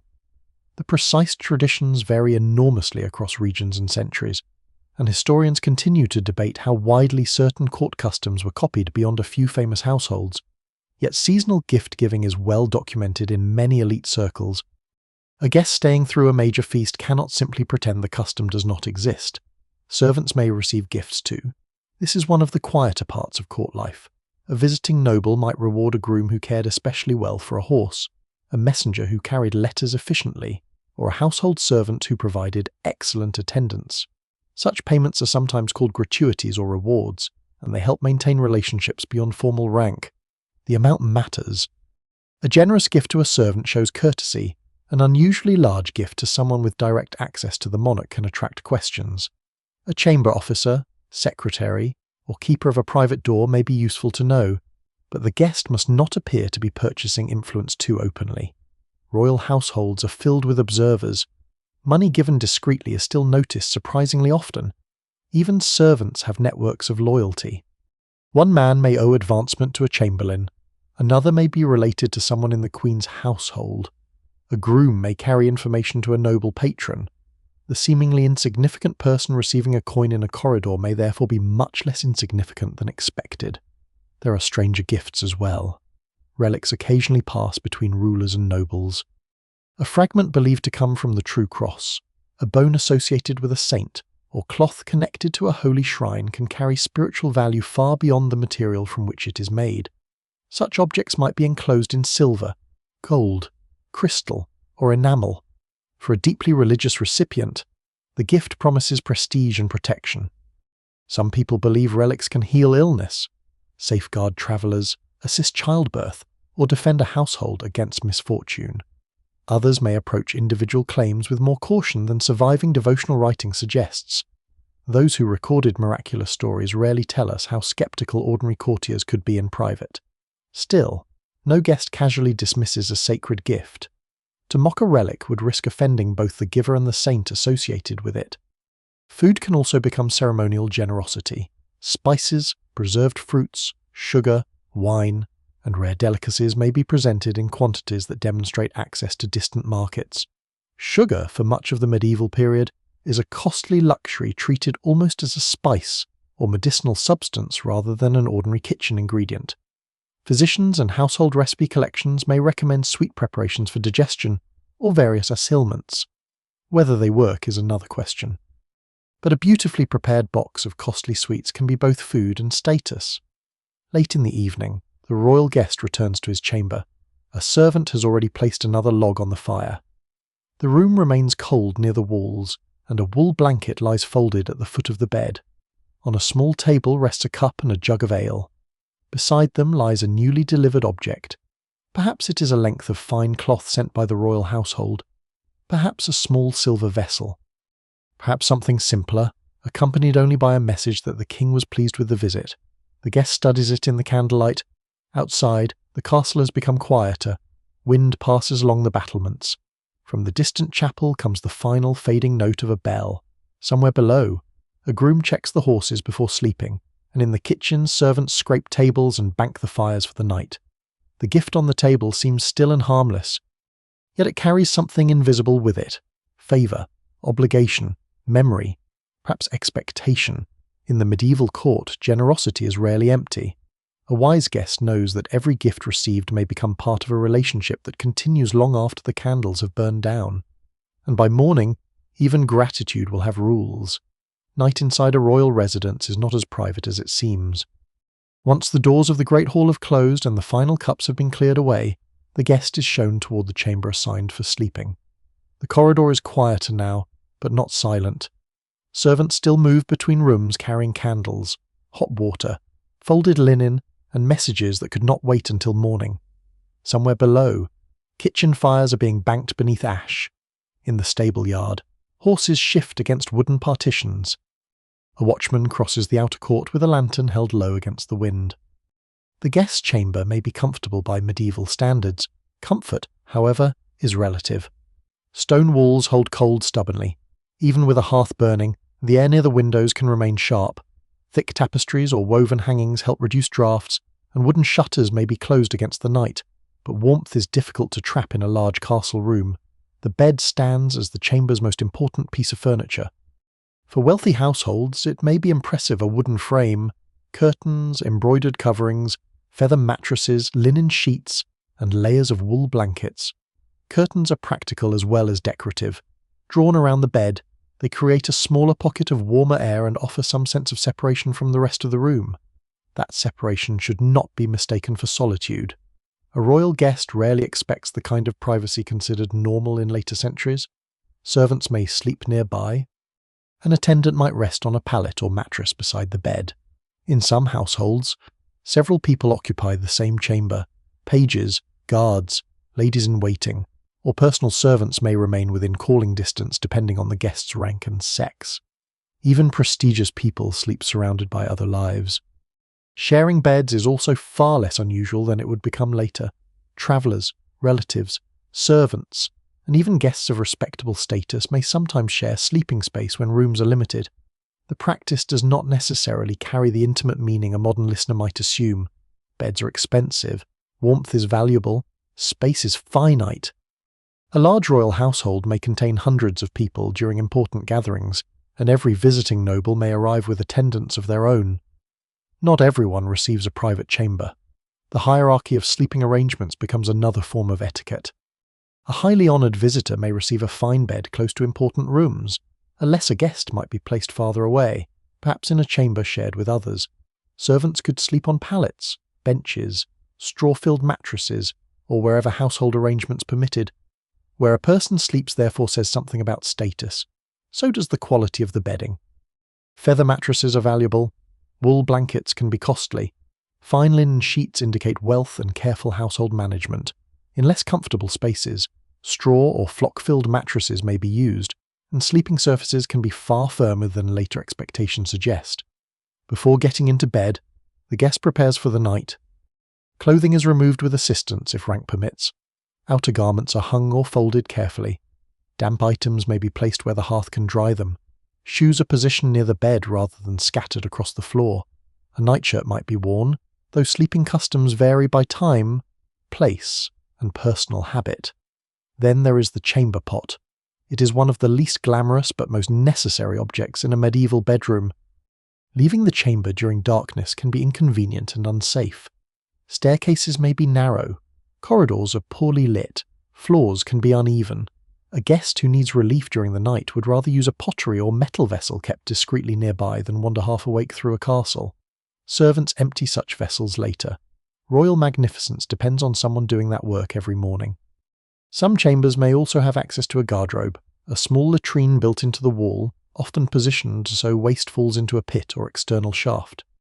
These arrangements vary widely and are hardly odourless. Medieval builders understand the value of keeping waste away from living spaces, but technology and maintenance do not always cooperate. The guest says evening prayers. This is another ordinary rhythm of night. A person might kneel beside the bed, use a prayer book, touch a cross, or recite familiar words learned in childhood. Wealthy travellers sometimes carry small devotional books, while less literate people rely on memorized prayers. Fear of dying unexpectedly during sleep gives night prayer particular weight. Death is never conceptually far away in medieval religious life. Some people keep blessed objects nearby. A small cross may hang above the bed. A relic, holy medal, or written charm could rest in a pouch. Certain households place blessed candles where they can be used during illness, storms, childbirth, or fear. A candle blessed at Candlemas, for example, may be preserved because people believe its light carries protective significance. No one can quite agree how uniformly such customs are practiced, and church authorities sometimes distinguish sharply between accepted devotion and condemned superstition. Ordinary households do not always make the boundary so cleanly. For a traveller in an unfamiliar castle, a familiar charm can be comforting. There are practical fears too. Fire is one. A great residence contains hundreds of open flames hearths. Torches, candles, kitchen fires, braziers, timber floors, roof structures, hanging or straw, and rushes can all burn. Before sleeping, responsible servants check flames carefully. Candles are extinguished or placed securely. The hearth may be allowed to settle rather than blaze unattended. The guest should not demand excessive light merely for comfort. Wax is expensive and fire is dangerous. Another concern is security. The chamber door may be bolted or guarded, especially for an important visitor, yet locking oneself completely away can interfere with household service or emergency access. A trusted servant often provides more practical security than a lock alone. Valuable objects are placed in chests. Jewellery, documents, money, and seals should not remain casually exposed overnight. Keys may be kept close. A personal seal is particularly important because possession of it can allow documents to appear authentic. Losing a seal is not equivalent to losing an ordinary ring. It can threaten legal authority and reputation. Some people sleep with especially valuable items near the bed or entrust them to a servant who remains in the chamber. The curtains are drawn. Firelight flickers through the fabric. For the first time since entering the royal household, the guest is almost hidden from view. Almost. Beyond the curtains, an attendant may still be awake. In the next chamber, someone moves across the floorboards. A door opens softly, then closes. Footsteps pass along the corridor before fading toward the stairs. The castle settles slowly. Outside, moonlight lies pale against the inner walls. Watchfires burn near the gate. A sentry stamps his feet against the cold. Far beyond the walls, the road that carried the guest here disappears into fields silvered by frost. Then a bell sounds from the chapel. Its note moves through the dark corridors and across the roofs, quiet but unmistakable. Inside the bed curtains, the guest listens. Royal hospitality has given him food, warmth, protection, and a place beneath the monarch's roof. It has not given him privacy, even asleep. He remains part of the household, and when the bells begin again before dawn, the castle will wake not for leisure, but for prayer. Morning comes to the royal household first through sound. Long before the guest is fully awake, a bell begins to move through the darkness. Its tone reaches the chamber softly at first, then more clearly as consciousness returns. The fire has sunk low. The air beyond the bed curtains is cold. An attendant stirs nearby, and somewhere farther down the corridor a door opens with the muted scrape of wood against stone. The bell is calling people toward prayer. For a royal guest, chapel attendance is not merely a private religious choice. It is part of the visible rhythm of court. Kings and queens rule in a world where political authority and Christian devotion are deeply entangled. A ruler may be judged not only by military success, justice, and generosity, but also by piety. Royal chapels therefore matter. Masses are heard. Saints are honoured. Relics are displayed. Anniversaries of the dead are remembered. And feast days shape the calendar of the household. A guest who ignores these observances without good reason risks appearing careless. Worse, he may appear impious. Clothing is arranged quickly but properly. The elaborate garments of a formal feast may not be necessary. Yet appearance still matters. A fur-lined cloak may be worn against the chill of the passageways. Gloves are carried but removed when appropriate. Hair is tidied. A small prayer book, if the guest owns one, may be taken from a chest. Then the chamber door opens. The corridor is dim. Candles stand at intervals, their flames making the walls seem to move. Servants hurry quietly with basins and folded cloth. A priest passes in the opposite direction, his steps quick but controlled. Somewhere below, the kitchen is already waking, though breakfast will have to wait for those attending worship. The chapel lies within the royal complex. Its size varies according to residence and period. Some are modest spaces, others are richly decorated with painted walls, carved screens, coloured glass, embroidered cloth, and metalwork that glows warmly in candlelight. The guest does not choose where to stand. Here, as almost everywhere at court, rank follows him. Members of the royal family occupy the most honoured places. Great nobles, clerics, household officers, and visitors arrange themselves according to custom. Men and women may be separated in certain contexts, while particular chapels or ceremonies follow their own traditions. No one can quite agree how rigidly every congregation maintained these distinctions during ordinary daily worship. Written ceremonial rules can suggest impressive order, while real households are often crowded, hurried, and human. Still, precedence remains visible. The guest watches carefully. He kneels when others kneel. He rises when others rise. He removes his hat where expected and avoids unnecessary conversation. The service itself unfolds in Latin for much of medieval Western Europe, a language many lay people do not fully understand even if they recognize familiar prayers, responses, and phrases. Elite guests may possess some Latin education, particularly men trained in clerical or administrative environments, but fluency varies widely. Understanding every word is not required for participation. Gesture, memory, music, and repetition carry much of the experience. Incense rises. Its fragrance settles over whack, damp clothing, and cold stone.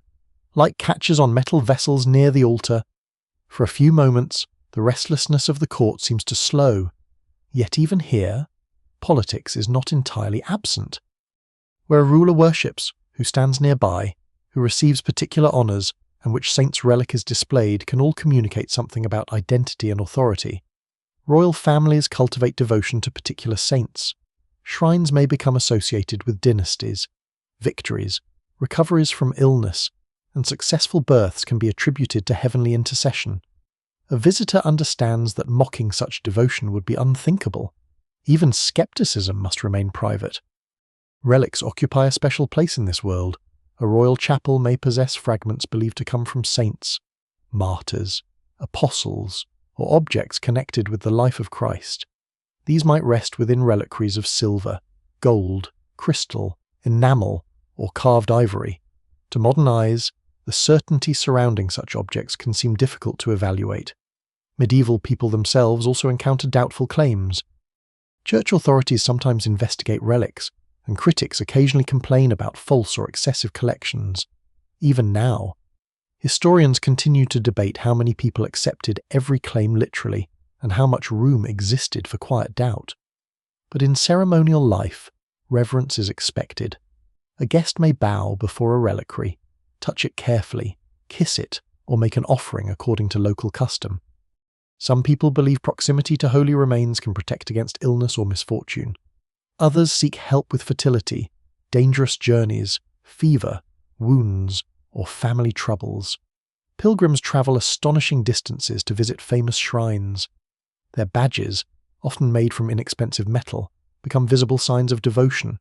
A visitor returning from Canterbury, Compostela, Rome, or another holy place may carry such an object proudly. Courtly people undertake pilgrimage too. Rank does not remove uncertainty from medieval life. Disease, childbirth, war, storms, accidents, and sudden death threaten everyone. Wealth may soften danger, but it does not eliminate it. Prayer becomes one response. Fasting becomes another. This can surprise a guest unfamiliar with the exact calendar of the court. Certain days require abstinence from meat, and religious seasons alter what kitchens prepare. Fish appears more frequently. Almond milk replaces dairy in some recipes. Eggs and other animal products may also be restricted depending on period, region, and the strictness of observance. A visitor does not complain because the table lacks venison.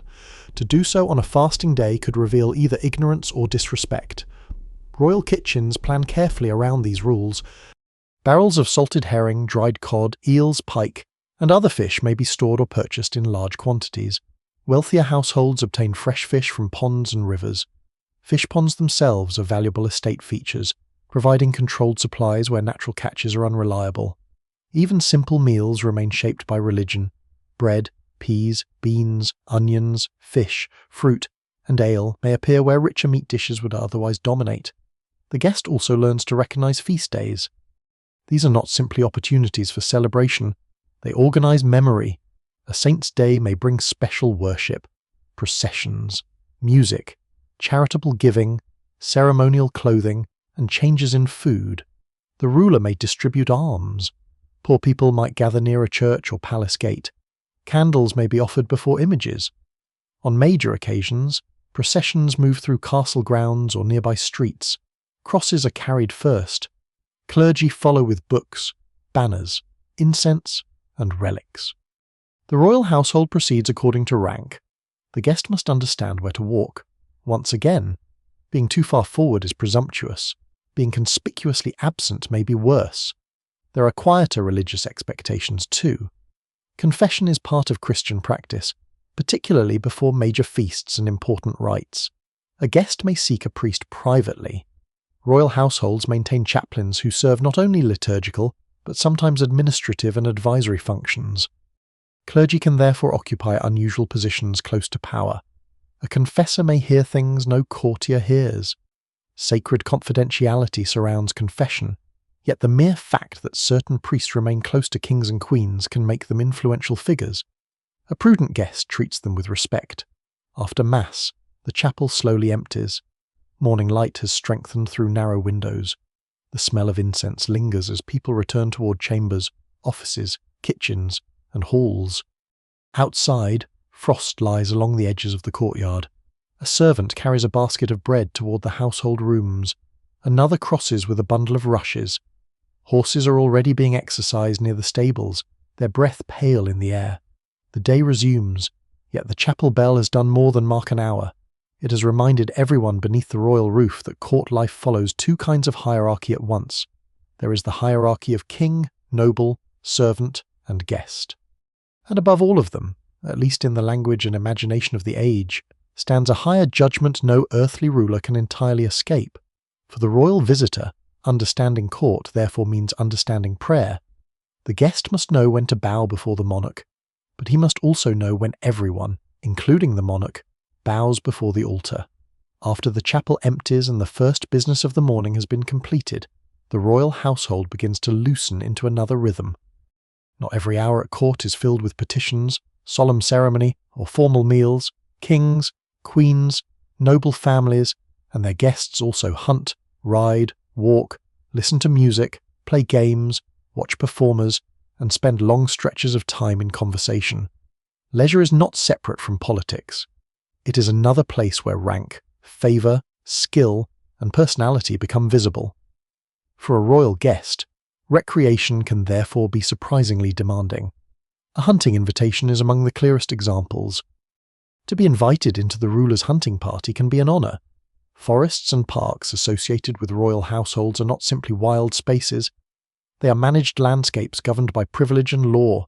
Deer, boar, hares, birds, and other game may fall under restrictions determining who can hunt, where, and under what conditions. The guest cannot assume that because he owns a horse and knows how to use a bow, every woodland is open to him. Royal forests in medieval England, for example, are defined by special legal status rather than by trees alone. Villages, fields, and pastures can lie within forest jurisdiction. Hunting certain animals without permission may bring severe penalties, though punishments and enforcement change considerably over time. Some chroniclers present forest law as relentlessly harsh, while surviving court records reveal a more complicated picture of fines, pardons, privileges, and negotiated enforcement. Even now, historians continue to debate how deeply such laws shaped everyday life in every region. For the royal guest, none of that complexity changes the immediate rule. He hunts only when invited. Preparations begin early. Grooms bring horses into the yard. Leather saddles are checked. Falconers carry hooded birds on gloved hands. Huntsmen speak with servants responsible for dogs. Horns hang ready, and household officers organize the company according to the kind of hunt planned. The air smells of horses, wet earth, leather, and wood smoke. Clothing must be practical but respectable. A heavy cloak may be discarded once riding begins. Boots need to withstand mud. Gloves are useful against cold, rains, and rough vegetation. Bright clothing is not necessarily avoided, especially where status matters more than concealment. The guest must also understand that skill is expected. A ruler who enjoys hunting may value people who ride confidently and follow the customs of the chase, yet showing off too aggressively can become another form of bad manners. If the king misses a deer, the guest does not celebrate his own better shot with excessive enthusiasm. If the queen's hawk takes a bird cleanly, admiration is appropriate. Courtly recreation is competitive, but not entirely equal. The monarch is allowed to shine. Falconry carries an especially refined reputation. Training a hawk or falcon demands patience, knowledge, specialized equipment, and constant care. Birds may wear small leather hoods to keep them calm, while jesses attached to their legs help the handler control them. Bells can be fastened to the bird so its movement may be followed when it flies beyond easy sight. Different species acquire associations with different levels of status. Although later lists claiming rigid social rankings for every bird should be treated cautiously, no one can quite agree how universally such neat classifications were followed. What matters is that a trained hunting bird is valuable. A guest does not casually reach for one without permission, nor does he handle the bird clumsily. The falconer occupies an important position here. Like the chamberlain at a door or the groom in a stable, he possesses expertise that rank alone cannot replace. A nobleman may own the bird, but the falconer knows its temperament, feeding, health, and training. Wise guests listen to specialists. The party eventually leaves the castle. Hooves cross the bridge and move onto the winter road. Fields stretch pale beneath the weak sun, and frost survives in shaded hollows. Villagers step aside to allow the riders through. Somewhere farther off, monastery bells carry across open land, thin but clear in the cold air. For a little while, court seems distant. The forest closes around the company. Branches are bare. Damp leaves darken the ground. Dogs move ahead, guided by huntsmen who read tracks and scent with practiced attention. Hunting can last hours. There is waiting as well as movement. Riders pause while hounds work through undergrowth. People speak quietly. Horses lower their heads. A servant passes a small flask. Such intervals are useful for conversation. A royal guest may find it easier to speak with a ruler outdoors than in the formal chamber. The atmosphere feels less rigid, yet the same caution still applies. A private conversation during a hunt may concern land, marriage, appointments, or political disputes. The guest should not assume that the relaxed setting makes the words unimportant. Sometimes greater intimacy makes them more important. When the party returns, leisure continues in other forms. In poor weather, indoor games become especially welcome. Tables are cleared after a meal, boards are brought forward. Chess is familiar across much of medieval Europe and carries strong associations with aristocratic culture. Its pieces mirror a hierarchical world, and moral writers occasionally use the game as an image of society itself. Tables, an ancestor of modern backgammon, is also popular. Dice games appear everywhere, from taverns to noble chambers. Dice, however, carry moral suspicion. Clergy and secular authorities repeatedly complain about gambling, particularly when large sums of money change hands or arguments follow.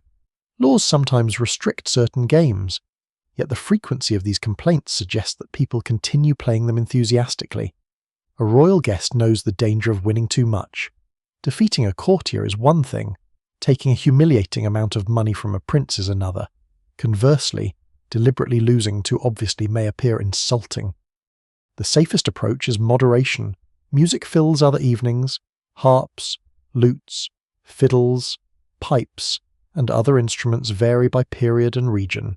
Professional musicians may serve the household or travel between patrons.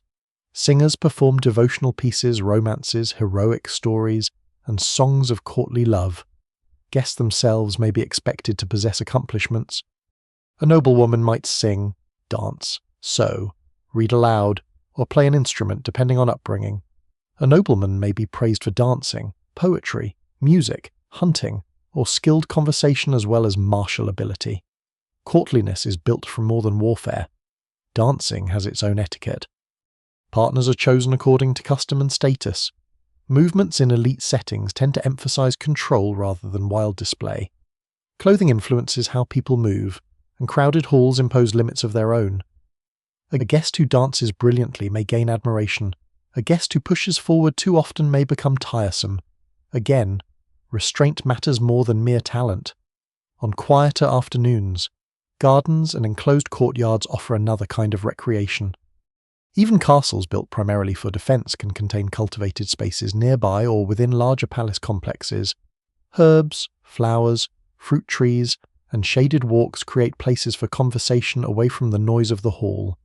A guest may walk with other courtiers beneath bare winter branches or, in warmer months, among roses and aromatic plants. Gardens carry symbolic meanings too. Religious writers associate enclosed gardens with purity. Courtly literature turns them into spaces of romance and conversation. Medicinal plants grow beside decorative ones because beauty and usefulness are not always separated. Sage, rue, mint, lavender, and rosemary might appear in household gardens. Some are used in cooking, some are used in remedies, some are carried for their scent, and some acquire protective reputations that lie somewhere between medicine, religion, and folk belief. As evening returns, the household moves indoors, wind rises beyond the windows, servants bring fresh wood to the hearth, and candlelight settles across worn tables where chess pieces remain in unfinished positions. A hunting glove lies near a bench, somewhere in the stable yard. A horse is being rubbed dry after the afternoon ride. The mood is softer than during a formal audience, but the rules have never disappeared. At court, leisure reveals character. A guest who loses gracefully is remembered. A guest who boasts may also be remembered. The person who treats falconers, musicians, grooms, and servants with courtesy quietly earns goodwill. The person who cannot bear to be second in a game may reveal more than intended. This is the hidden purpose of courtly entertainment. It gives people something pleasant to do while allowing everyone to observe everyone else. A hunt shows courage and restraint. A game shows patience. A dance shows awareness. A garden walk tests conversation. And as the candles burn lower over the royal household, the guest begins to understand that even relaxation has its etiquette. By the time a royal guest has spent several days beneath the monarch's roof, it becomes easy to notice the people who command attention. The king at the centre of the hall, the queen moving through chapel or chamber, the great nobles in fur-lined robes, the bishops, ambassadors, household officers, and visiting lords whose names are spoken carefully and whose places at table are never accidental. Yet much of court life depends on people who stand farther from the centre. They carry dishes through doors, they sweep rushes from floors, they saddle horses before dawn, they trim candles after everyone else has gone to bed, and they often see far more than important guests imagine. A great household is full of servants. There are chamber attendants, ushers, grooms, cooks, bakers, laundresses, pages, porters, stable workers, messengers, clerks, falconers, huntsmen, and countless others whose duties overlap according to the size and organisation of the residence. Not all servants are socially insignificant. Some household officers are men of considerable rank. A chamberlain may hold political influence. A steward can supervise enormous resources. Clerks may control access to documents and royal instructions. Even a comparatively humble servant can become important simply because of where that person works. A guest who forgets this does so at his own risk. Consider the chamber servant. This person may enter the guest's room early in the morning to stir the fire, remove waste, bring water, straighten bedding, and prepare clothing. By evening, the same servant might know whether the visitor slept badly, drank heavily, received secret letters, changed clothes unexpectedly, or ordered a horse prepared at an unusual hour. None of these details seems important by itself. Together, they can become information. The guest should therefore behave with the understanding that privacy is limited. That does not mean every servant is a spy. Most are simply doing difficult work. But information moves naturally through human communities, and a medieval royal household is an unusually dense one. A groom hears that a visitor's horse must be ready before sunrise. The groom mentions it while eating. Someone in the kitchen hears. A kitchen servant carries a dish toward the chamber offices and repeats the detail. By nightfall, several people may know that the guest intends to leave early, even if no formal announcement has been made. Such movement of information requires no conspiracy at all. It requires only conversation. Some chroniclers claimed that servants could be deliberately used to gather intelligence, and there are certainly examples of household members carrying politically useful information, yet no one can quite agree how systematic this was in ordinary court life. Much of what travelled through households was probably less organised and more human curiosity, gossip, loyalty, resentment, and the simple pleasure of knowing something before someone else. The wise visitor assumes that careless behaviour will eventually be noticed. This includes treatment of servants. A noble guest may be accustomed to commanding people at home, but inside the royal residence those servants belong to another master. The distinction matters. Shouting at a royal groom because a horse was saddled slowly may insult someone whose superior has direct access to an important household officer. Striking a servant can create far more trouble. Refusing customary gratuities after exceptional service may mark the guest as miserly. Courtesy towards servants is therefore practical as well as moral. A quiet word of thanks costs little. A small reward may be appropriate. Excessive familiarity, however, can also attract attention. Court society depends on boundaries. A guest should not interrogate servants about matters beyond their duties. Asking a groom which horse the king plans to ride may be innocent. Asking which noble secretly met the king after midnight is something else. Servants often know when curiosity has become dangerous. The kitchens provide perhaps the clearest example of how much unseen labour sustains royal magnificence. Long before diners enter the Great Hall, fires are already burning. Cooks stand near enormous hearths where heat, smoke, and noise make work exhausting. Meat turns on spits, pots of broth simmer, bread arrives from bakehouses, fish is cleaned, herbs are chopped, sauces are strained. The cooks must also manage religious fasting rules, the preferences of important diners, seasonal supplies, and the logistical challenge of feeding large numbers of people at roughly the correct hour. Food preservation is essential. Salted meat, smoked fish, dried peas, beans, grains, hard cheeses, preserved fruits, and barrels of ale allow a household to survive periods when fresh food is difficult to obtain. Spices are carefully guarded because many are expensive. Saffron, pepper, ginger, cloves, cinnamon, and sugar may be stored under supervision. Theft from household stores is a serious concern, and stewards keep accounts of what enters and leaves. Some kitchen workers sleep close to their place of labour. Their days begin before many noble guests wake and end after those same guests have finished eating. The guest may never learn their names, yet his experience of royal hospitality depends on them. The laundry works in similar obscurity. Linen must be washed, dried, folded, counted, and returned. In cold weather, this can be miserable labour. Water is heavy, soap is imperfect, cloth must be rubbed, beaten, rinsed, and dried despite damp air. Various cleansing substances are used, including soaps made from fat and alkaline materials, as well as lye solutions prepared from wood ash. Herbs can be added for scent. Lavender, rosemary, and other aromatic plants may freshen stored linen. There are also less appealing medieval cleaning practices. Urine, because it contains ammonia as it breaks down, can be used in certain textile processing and cleaning contexts. The idea may feel unpleasant now, but practical chemistry existed long before anyone described it in modern terms. The people handling clothing notice things. Mud reveals where someone has walked. Blood may reveal injury. Strong perfume may suggest an attempt to hide another smell. Unusual stains can inspire speculation. A guest who thinks servants see only fabric misunderstands the nature of household work. Stable servants see another side of visitors. A horse can reveal its rider's plans. If a guest suddenly orders 2 animals prepared instead of 1, somebody notices. If a messenger leaves after midnight, someone opens the gate and someone saddles the horse. Even secret journeys require practical labour. This is why powerful households find complete secrecy difficult. Doors must be opened. Candles must be provided, meals must be carried, beds must be prepared, messages must be delivered. Someone is always nearby. There are also small household customs that outsiders may not immediately understand. Servants sometimes sleep across doorways or in passages near important chambers, partly because space is limited and partly because their presence offers immediate service and a degree of security. A person attempting to move quietly through such a corridor after dark may therefore discover that the empty floor is not empty at all.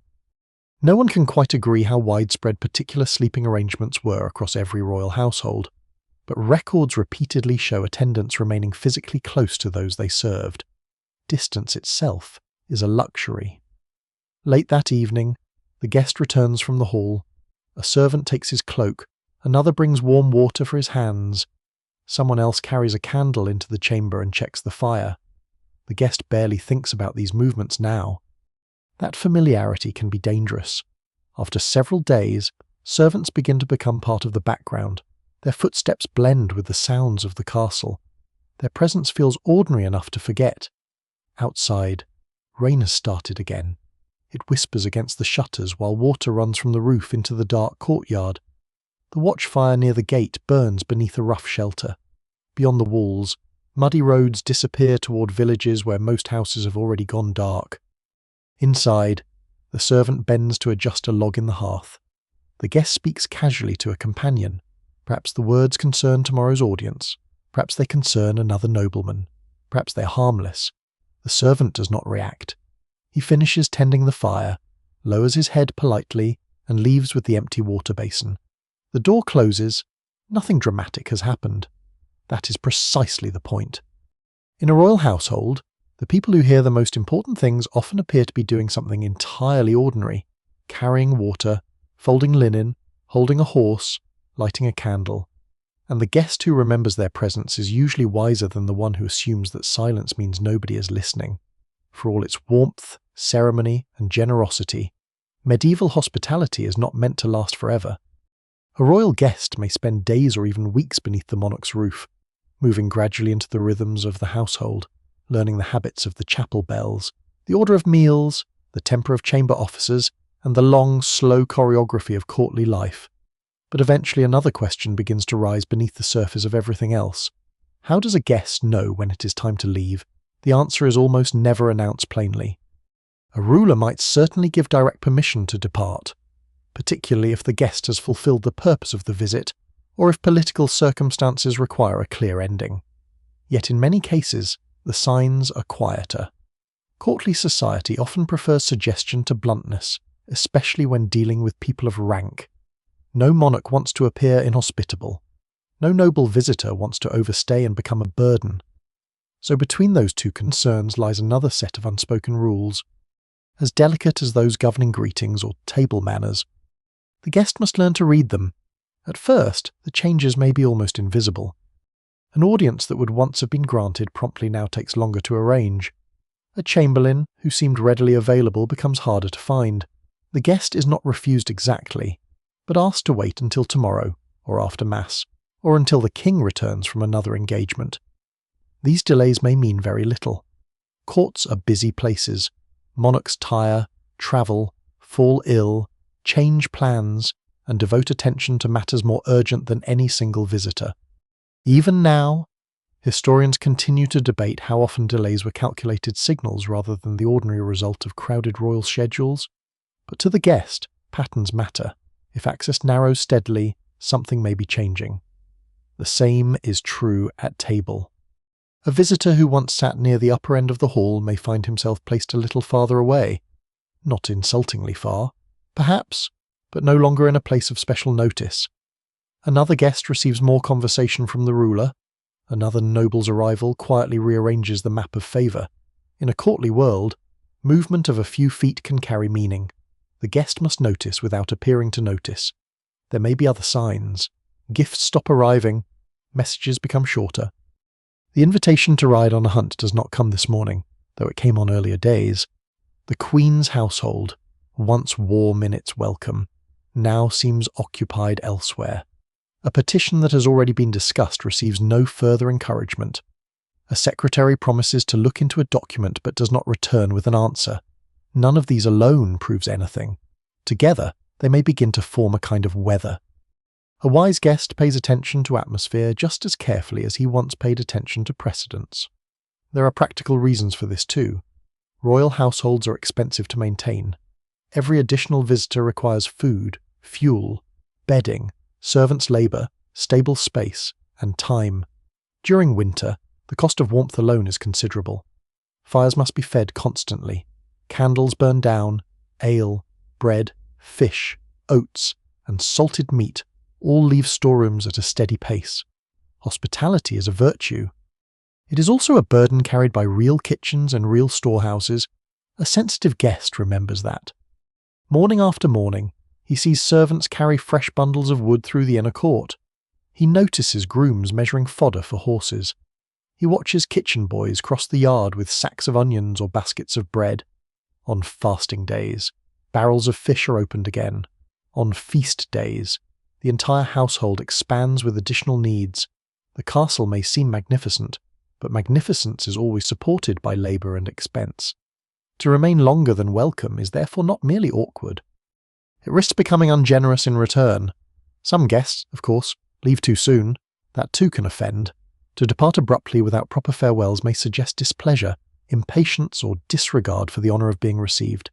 If a monarch has given shelter, food, and access, a thoughtful guest does not vanish like a man slipping out of an inn before dawn. Departure must be timed carefully. The visitor often begins by seeking a suitable moment to mention the journey home. He may speak of estate matters requiring attention, family obligations, health, weather, or the condition of the roads. These are all respectable reasons. A guest does not need to confess, in so many words, that he fears becoming tiresome.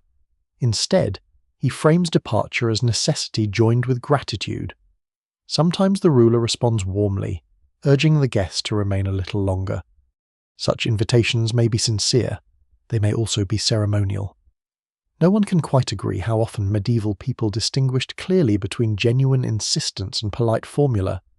Much depended on tone, relationship, and circumstance, all of which are difficult to recover centuries later. But experienced courtiers probably understood that not every stay meant stay indefinitely. One learns to hear the difference between courtesy and desire. Before leaving, the guest must settle several matters.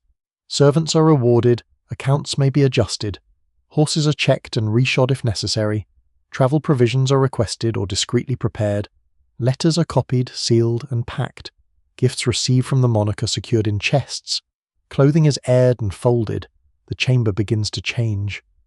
Where once garments hung ready for daily use, now they are packed away. A travelling cloak is brushed. Boots are cleaned as thoroughly as weather allows. A personal servant rolls blankets, ties cords around baggage, and mutters about road mud or river crossings. The room grows less inhabited with each hour, yet the guest cannot allow his preparations to seem hurried or secretive. A visible eagerness to escape would be as unbecoming as refusing to leave. So everything proceeds with measured calm. One final audience may be requested, not to argue another petition, but to offer thanks. This farewell matters. It gives the ruler an opportunity to dismiss the guest graciously, perhaps with a few words of favour, perhaps with a token, perhaps simply with permission to travel safely. The visitor bows once more, expressing gratitude for royal kindness, for shelter, for food, for the honour of presence. If there is disappointment beneath the surface, it remains there. A royal guest does not complain about cooling favour. He departs with dignity and tact. Outside, the season continues its own patient movement. Late afternoon light falls thinly across the walls, a pale mist gathers over the nearby fields, and from beyond the settlement comes the faint tolling of a church bell. In the courtyard, stable boys tighten straps and check hooves. A cart rattles past the outer gate. Smoke rises from the kitchens and drifts across the stone in a blue-grey ribbon. The guest stands for a moment beside the horse prepared for tomorrow's journey. He has learned much in these rooms, not only how to bow, speak, sit, eat, pray, and wait, but how to recognize the moment when generosity begins to fade into formality.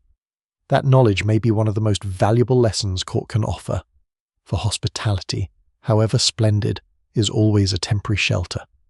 Soon the road will take the guest away from candlelit halls, chapel bells, and guarded doors, back into the broader world of abbeys, villages, muddy tracks, and winter fields. But even departure has one last rule. It must leave behind no awkward shadow, only gratitude, memory, and the sense that the guest knew when to go. Departure begins quietly. Before sunrise, the royal guest's chamber has already started to lose the temporary shape it held during the visit. The bed curtains are drawn back, chests stand closed near the wall. A servant checks leather straps one final time while another folds the last wool blanket and ties it securely among the baggage. The hearth still glows, but no fresh log is added. There is no reason to warm the room for an entire day now. Outside, the inner courtyard remains blue with early morning shadow. Horses stamp softly against the cold. Their breath rises like smoke. Grooms move between them carrying bridles, saddles, and small bags of oats. Somewhere in the darkness beyond the stable roof, a cock begins calling from the settlement outside the walls. Then the chapel bell sounds. The guest attends prayer one final time before leaving. This last visit to the chapel is less about ceremony than continuity. The same candles burn near the altar. The same scent of wax and cold stone fills the air. Clergy move through familiar prayers while courtiers kneel according to rank, just as they have on the previous mornings. The guest place has not changed, but it no longer feels permanent. After worship, preparations quicken. Travel bread is packed. Dried or salted food may be carried for the road. A small amount of cheese, smoked fish, or cold meat can sustain the party until the next planned stop. Ale or wine may be placed in containers suited to travel. In poor weather, having provisions matters because an expected inn or monastery may lie farther away than hoped. The servants know this better than anyone. Road journeys depend on preparation. A forgotten cloak can mean hours of misery. A loose horseshoe can delay an entire party. A missing document can turn inconvenience into disaster. The guest steward therefore counts everything carefully: chests, bundles, weapons, letters, gifts received during the visit, personal seals, travel money. Some objects carry greater emotional weight than when they first entered the castle. A piece of cloth given by the monarch is no longer simply expensive fabric. It has become evidence of favour. A small silver cup may be shown later to friends or descendants as proof that the visit ended well. Medieval households preserve memory through objects. An item connected with a ruler can gain importance simply because of the story attached to it. The same is true of letters.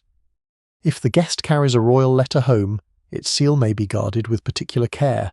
A sealed instruction, grant, promise, or recommendation can matter far more than the parchment itself. Wax is fragile. Dampness damages writing. Roads are rough, so documents are wrapped and placed securely. No one can quite agree how many such papers disappeared through accident rather than deliberate destruction, because naturally the lost documents leave little trace. What survives in archives represents only a fraction of what once travelled through medieval hands. The guest now prepares to offer final thanks. A farewell audience may be shorter than the first. There is less uncertainty. The visitor already knows where to stand, how deeply to bow, and which title to use. He has learned the pace of the room and the expressions of its officers. Perhaps the monarch offers a final blessing for the journey. Perhaps there is a short conversation about road conditions or the guest's family. Perhaps nothing significant is said at all. The absence of grand words does not mean the farewell lacks meaning. To leave peacefully, with honour intact and no visible displeasure, is itself a successful ending. A final gift might be presented. In some cases, rulers provide money, cloth, jewellery, horses, or other tokens to departing guests. In others, hospitality itself is considered enough. Customs vary greatly by time, region, and relationship. Some chroniclers describe magnificent farewell gifts because magnificence was worth recording. Most departures were probably quieter. The guest offers gratitude, then he withdraws. This time, the movement through the castle feels different. Doors that once represented uncertainty are now familiar. The passage beside the chapel leads toward the courtyard. The worn wooden bench outside the chamber where he waited for his first audience is empty. A servant carries fresh rushes toward another room. Somewhere nearby, a clerk bends over a table beneath the morning light. The royal household continues without him. This may be the final unspoken lesson. A guest can occupy enormous attention while present and become almost immediately part of the past once gone. Another visitor will arrive. Another horse will be led into the stable. Another petition will be carried through the same doorway. Court survives by continuing. In the courtyard, the travelling party gathers. The guest rewards several servants who offered particular assistance. A groom receives a coin for caring for the horses. A chamber servant is thanked. A messenger who carried an important letter during the stay may receive something as well. Such gratuities are remembered, so is their absence. A good departure therefore honours not only the monarch but the people whose labour made the visit possible. The gate stands open ahead. Beyond it waits the road. The guest mounts. Servants settle into their places. Baggage animals are brought forward. Cloaks are fastened tightly because the morning wind has strengthened. Then the company begins to move. Hooves strike stone beneath the gatehouse. For a few moments, the guest is still inside royal walls.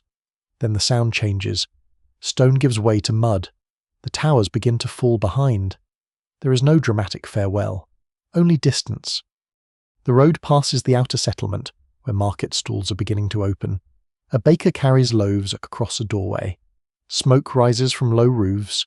A woman draws water while two merchants argue quietly over the position of a cart. Ordinary life resumes almost immediately.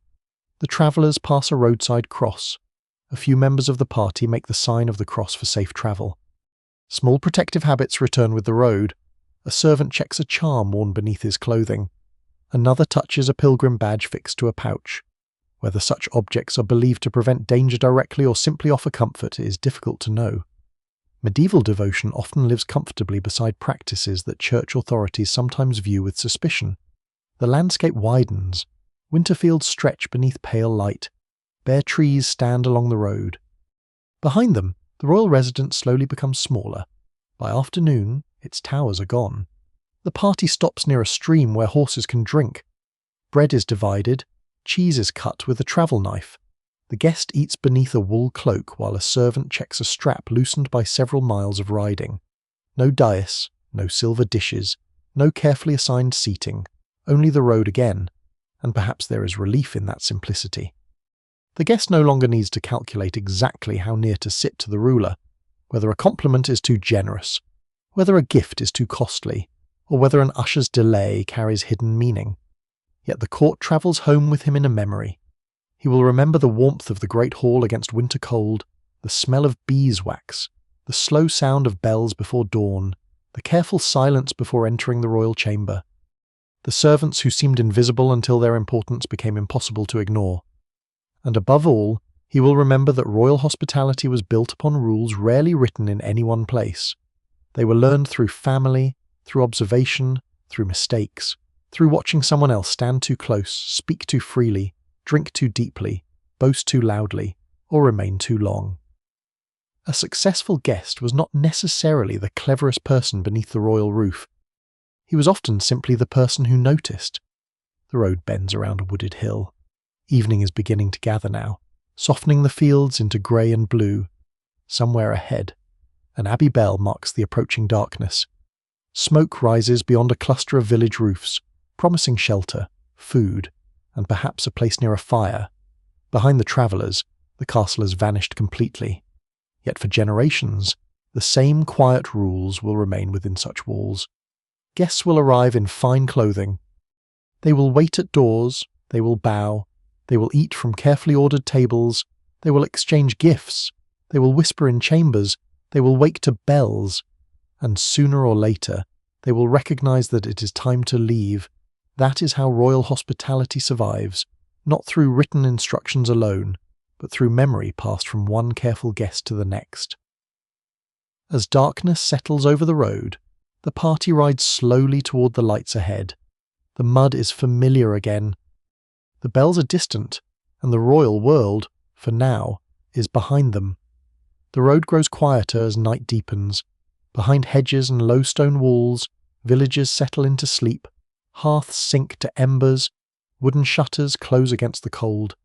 In distant manor houses, servants fold clothing and carry the last candles through darkened corridors. Far away, within the royal residence itself, another watchman crosses the courtyard beneath a pale moon. The guest who departed that morning is already becoming a memory there. A chamber has been aired, a bed has been remade, fresh rushes have replaced the old. Soon another traveller may arrive beneath the same gate, carrying another chest, another gift, another mixture of hope and unease. Centuries will pass. The kings and queens will disappear. The tapestries will fade. The roads will change. Some castles will become ruins beneath rain and ivy, while others will remain standing long after the hands that built them have turned to dust. But the quiet human instincts beneath those old rules will feel strangely familiar. The wish to make a good impression, the fear of speaking at the wrong moment, the uncertainty of entering someone else's home, the careful gratitude shown when hospitality is offered, and the wisdom of knowing when a visit has reached its natural end. For now, though, none of that needs to be carried any farther. The last bells are sounding across the fields. The final watchfires burn low. Mist settles over the muddy road, covering the wheel tracks one by one. Beyond the trees, a sleeping village rests beneath the dark sky, while inside its cottages wool blankets are pulled closer and fires fade gently toward ash. The medieval world grows quieter. The castle doors are closed. The hall is empty. Only memory remains, soft as distant candlelight, and somewhere beyond the darkness, the bells fade until there's nothing left but stillness, sweet dreams.